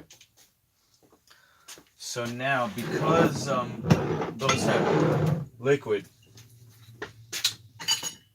we're not going to put the water in. We are going to still do...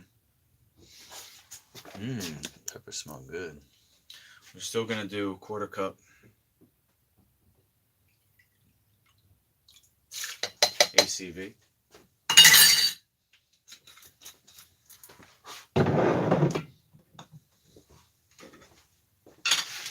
Still going to do 2 teaspoons salt.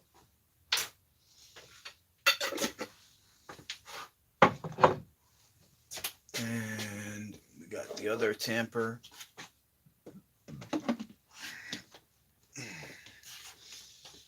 Okay, zoom out.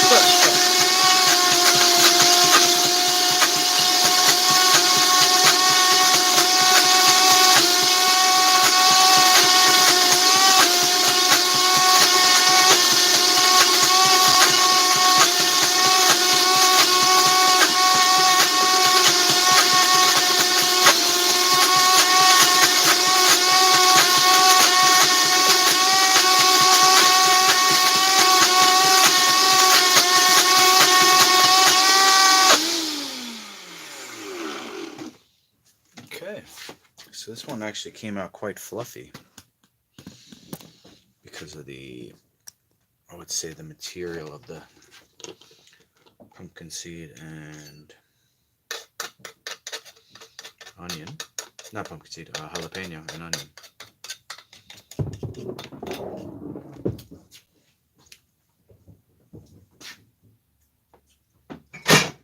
Oh yeah.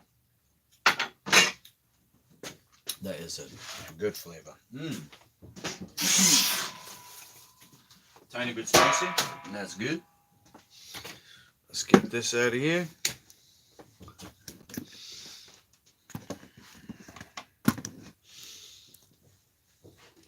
Blender base off to the side. Okay, sorry. Just move this one too.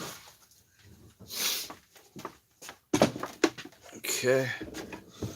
Now, where should I put this? In a fancy bowl, or I'll just use this for economy's sake. Now this, there's just a little bit stuck in the bottom. Let me just see if I can get that out. Doesn't look like it. Wait. Wait.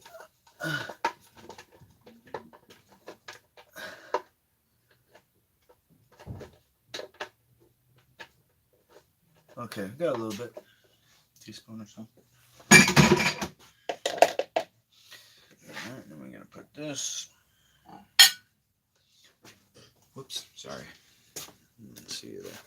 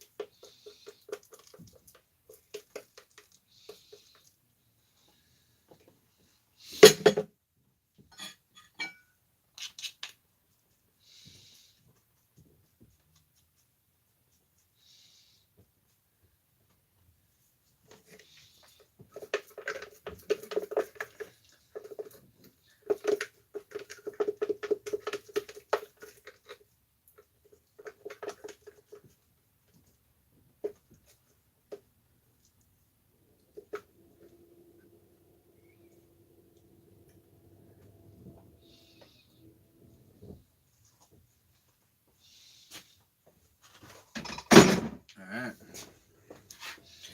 So we got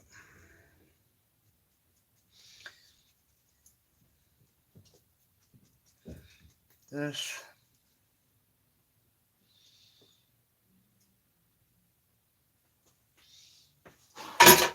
Now, I took the squash off a long time ago, so let's see where that's at. If I have to heat it up anymore.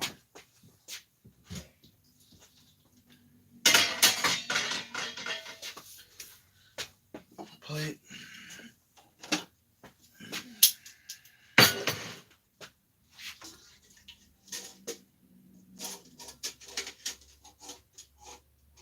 Oh, it looks soft. Damn.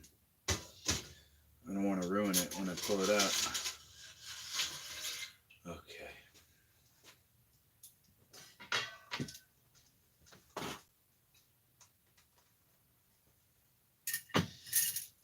There we go. Disaster averted. Okay, did you see that? We got it in. Get her in. Get her done. Now.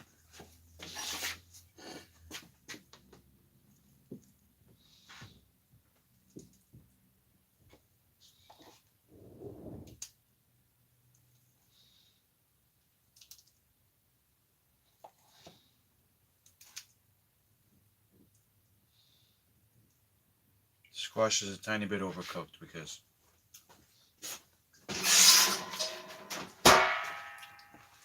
trying to do too much at once, I guess. Alright. Boom. So what I'm gonna do now is, let's see, I'm just gonna tidy up. So stand by. Then we'll go over to the computer. So I have to plug this there. Take this out.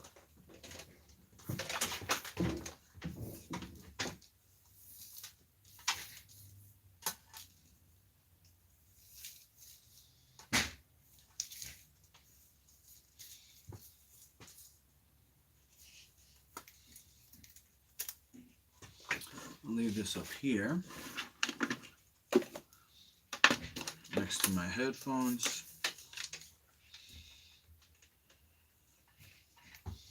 This all over here. This up there. Okay. Now, can go here.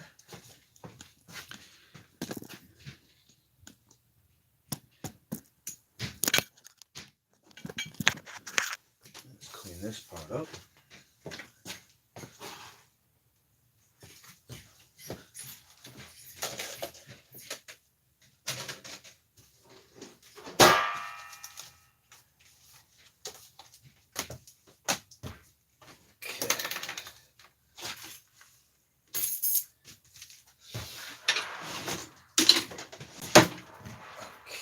This is going in here. This is here. Okay. And keys over here. Let's see, keys over here. Guitar pick, I'll put it on the guitar. Alright. So now I'm gonna come this way. Oop. Adjust my cord. Sorry. Yeah, I got an extension cord on this power supply.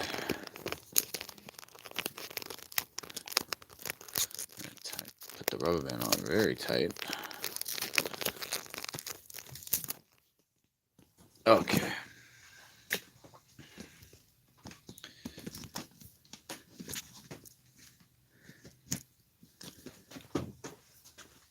Over here so you can see me eat at the same time. What do you think?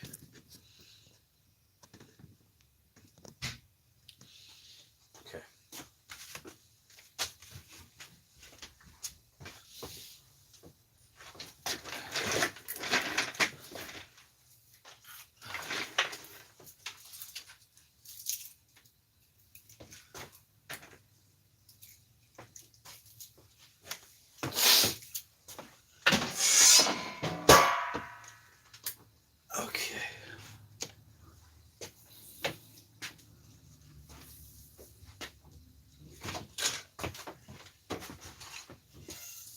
This we're going to put back in the mic stand.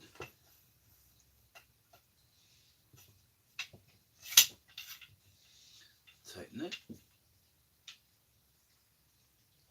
Plug it back into my computer.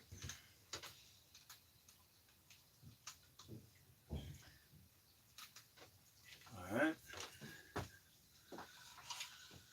This one goes to this computer in case somebody calls.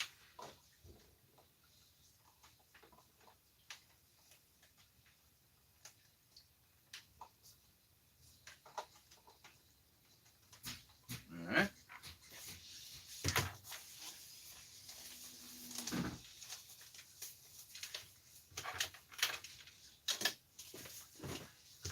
And then I'll just put this right here. Okay. Shit.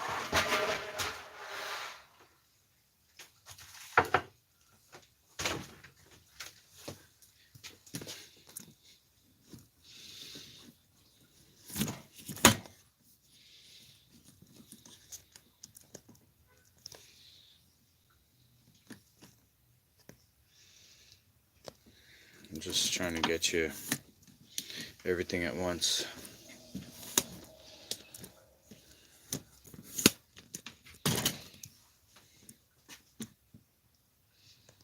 How's that?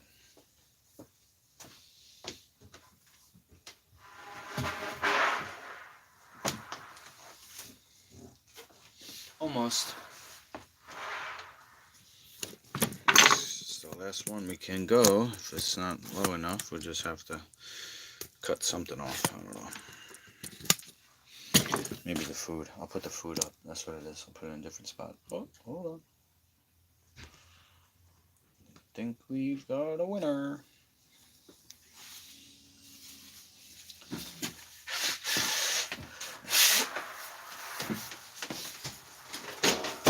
Okay.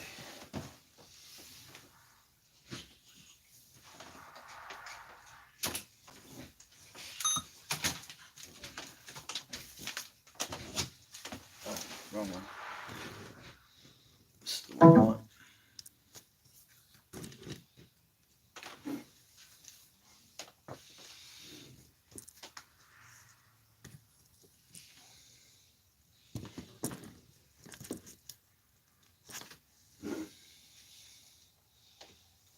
Ooh.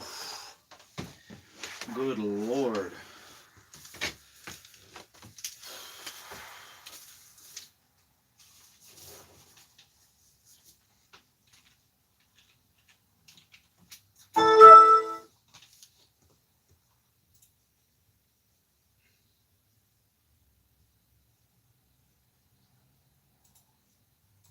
It's diabetes, it's strokes, it's heart attacks, it's several of the autoimmune diseases, lupus, asthma, GERD, osteoporosis. I mean, there's a multitude of diseases, even rheumatoid arthritis. It can be so dramatic.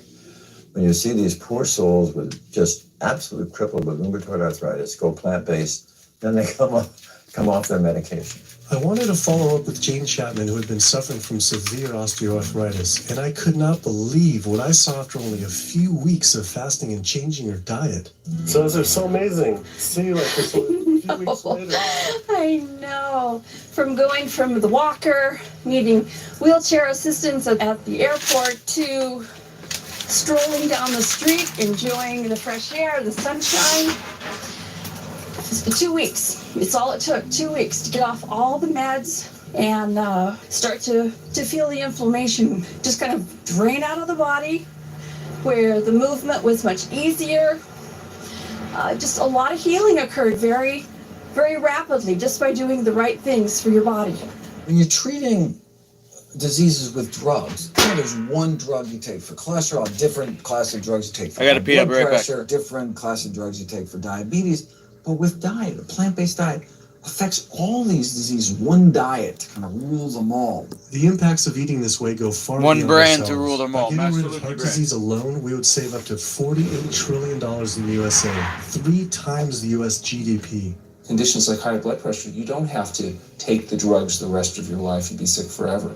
What you can do is live in such a way that it gives the body a chance to heal itself. We took 174 consecutive patients with high blood pressure, and 174 people were able to lower their blood pressure enough to eliminate the need for medication. For inflammatory bowel disease like Crohn's, the best remission rates ever achieved through plant-based diet. MS, multiple sclerosis, the best results ever achieved compared to any medical, surgical, any kind of intervention was a plant-based diet. You can see that with every sequential reduction in animal products, people live longer, they have less heart disease, they have less cancer, they have less diabetes. You can actually take human cancer cells, put them in a petri dish, you can drip the blood of those eating vegan, get about 72% suppression in human prostate cancer cell growth in vitro. They wanted to try this again with women and breast cancer. So they said, let's see what a plant-based diet can do. After just 2 weeks, their bodies cleaned up. You drop their blood on the same carpet of cancer cells, you can clear off the whole plate. This is after just 2 weeks eating healthy, which raises the question,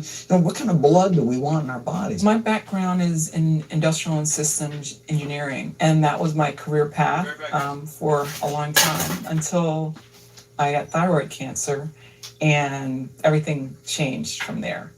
I decided that I wanted to try alternative methods and treatments rather than have surgery and have my thyroid removed, which meant I'd be on medication forever, and I didn't want that. I just started reading how a plant-based diet can heal the body, and it has worked for so many people.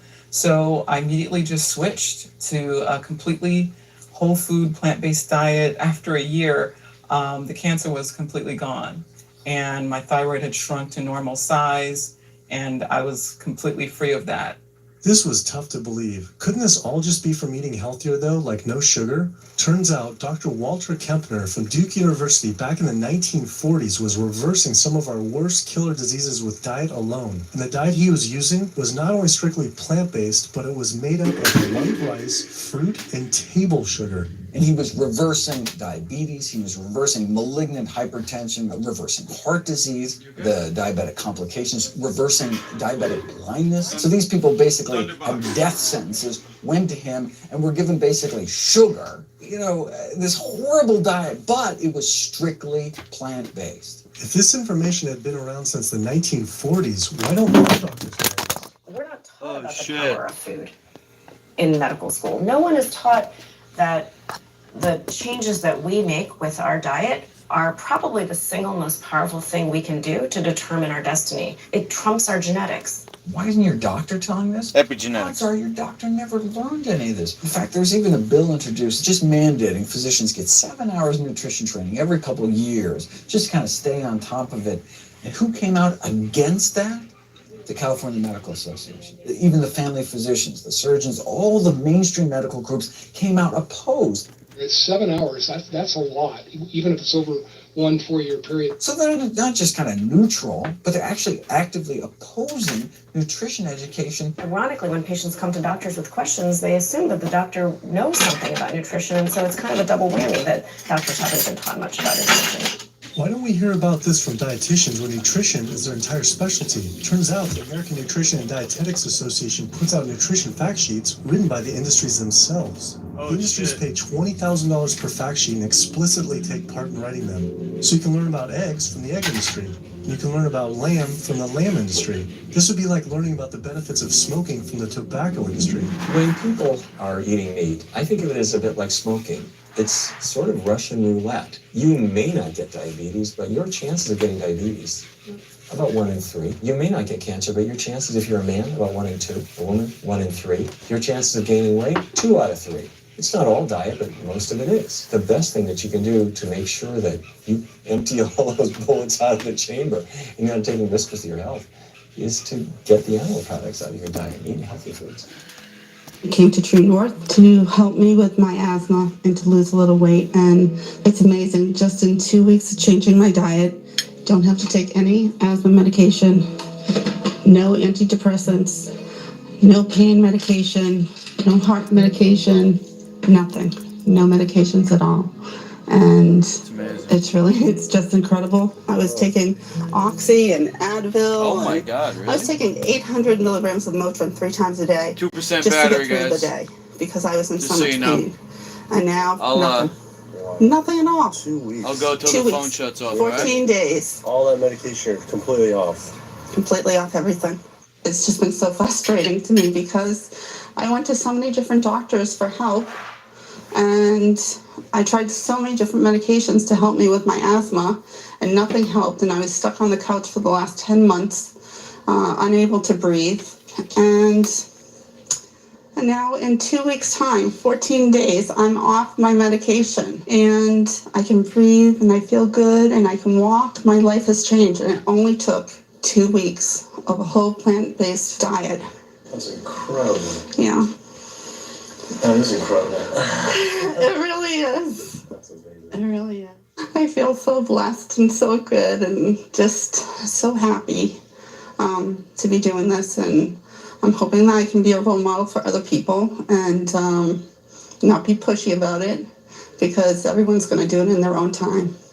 But thank God my time is now. Thanks.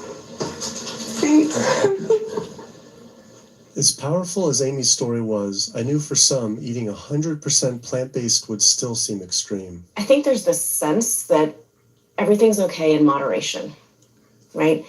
But we haven't seen that moderation works. There really isn't a study that shows that by eating meat and eggs in moderation, you can actually turn your heart disease around and get better. But I know people who've given up meat and they felt sick. Yeah, it's unlikely that anybody's symptoms are caused by a dead, decaying flesh deficiency. The lack of highly processed animal food products in the diet is not going to be associated with the causal factor about why they're sick. There is going to be a reason why they're not feeling well, but that's not going to be one of them. So I've had people go vegan and they come back to me and they're like, I'm hypothyroid and my doctor says I'm hypothyroid because plant-based diet makes you hypothyroid. I'm like, so what does your doctor tell all his meat eaters that are hypothyroid? Well, what's in animal flesh or dairy that you can't get in plant-based?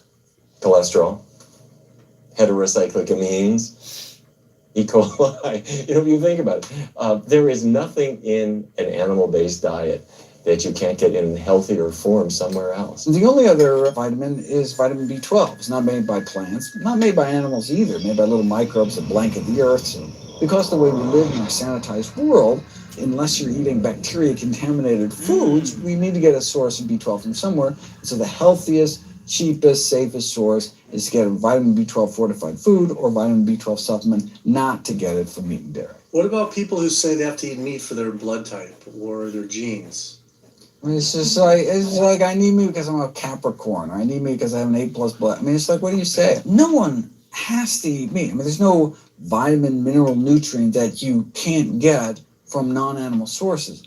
Valentine's Day, I decided to go vegan and give up all meat, which was never in my thoughts in a wild million years, but I've heard so much success from people that are vegan. And so I gave up all animal products whatsoever. I've lost 29 pounds. I've been able to cut my meds in half. I've been able to cut my insulin in half. And now I'm going for the moon. I'm going to cut it all out. In the last 6 weeks, we've just had 3 grandchildren. And my ugly face is going to be around to see them graduate from high school and college. I'm going to be here. My mission is to let everybody know you do not have to suffer from diabetes and cancer and heart disease because someone in your family had it or because the doctors are telling you this is what's going to happen. You can take charge of your health and have a positive outcome just like I did. The reason I'm so committed to this is, my grandmother had diabetes and I didn't know what I know now about healing the body. And if I did, I feel like she could have lived at least a few years longer. And so it's in her honor that I do what I do. Because I could save someone else's grandmother, aunt, uncle, father from that. You know? So for all those who came before. So I'm excited for all those still yet to come about getting the message out there. There's a common belief that eating plant-based is expensive. Not at all. It can be done in a very inexpensive way where you buy foods that are in season and you shop in the bulk bins, and that saves a lot of money. You can eliminate a lot of your expenses on your grocery bill by not buying meat and dairy because those things are expensive. Our meal plan for a family of 4 is $25 per person in the family. 2064? Oh, 2064. Whoa. That's for an entire week of food. An explode? Who's on blood pressure medication? You or mom? Or both of you? I think mom may be taking a pill. I'm not sure. They put me on and I got off. I took it off. They just said you and can. I dropped my blood pressure maybe 40 points. They said this year people you can get off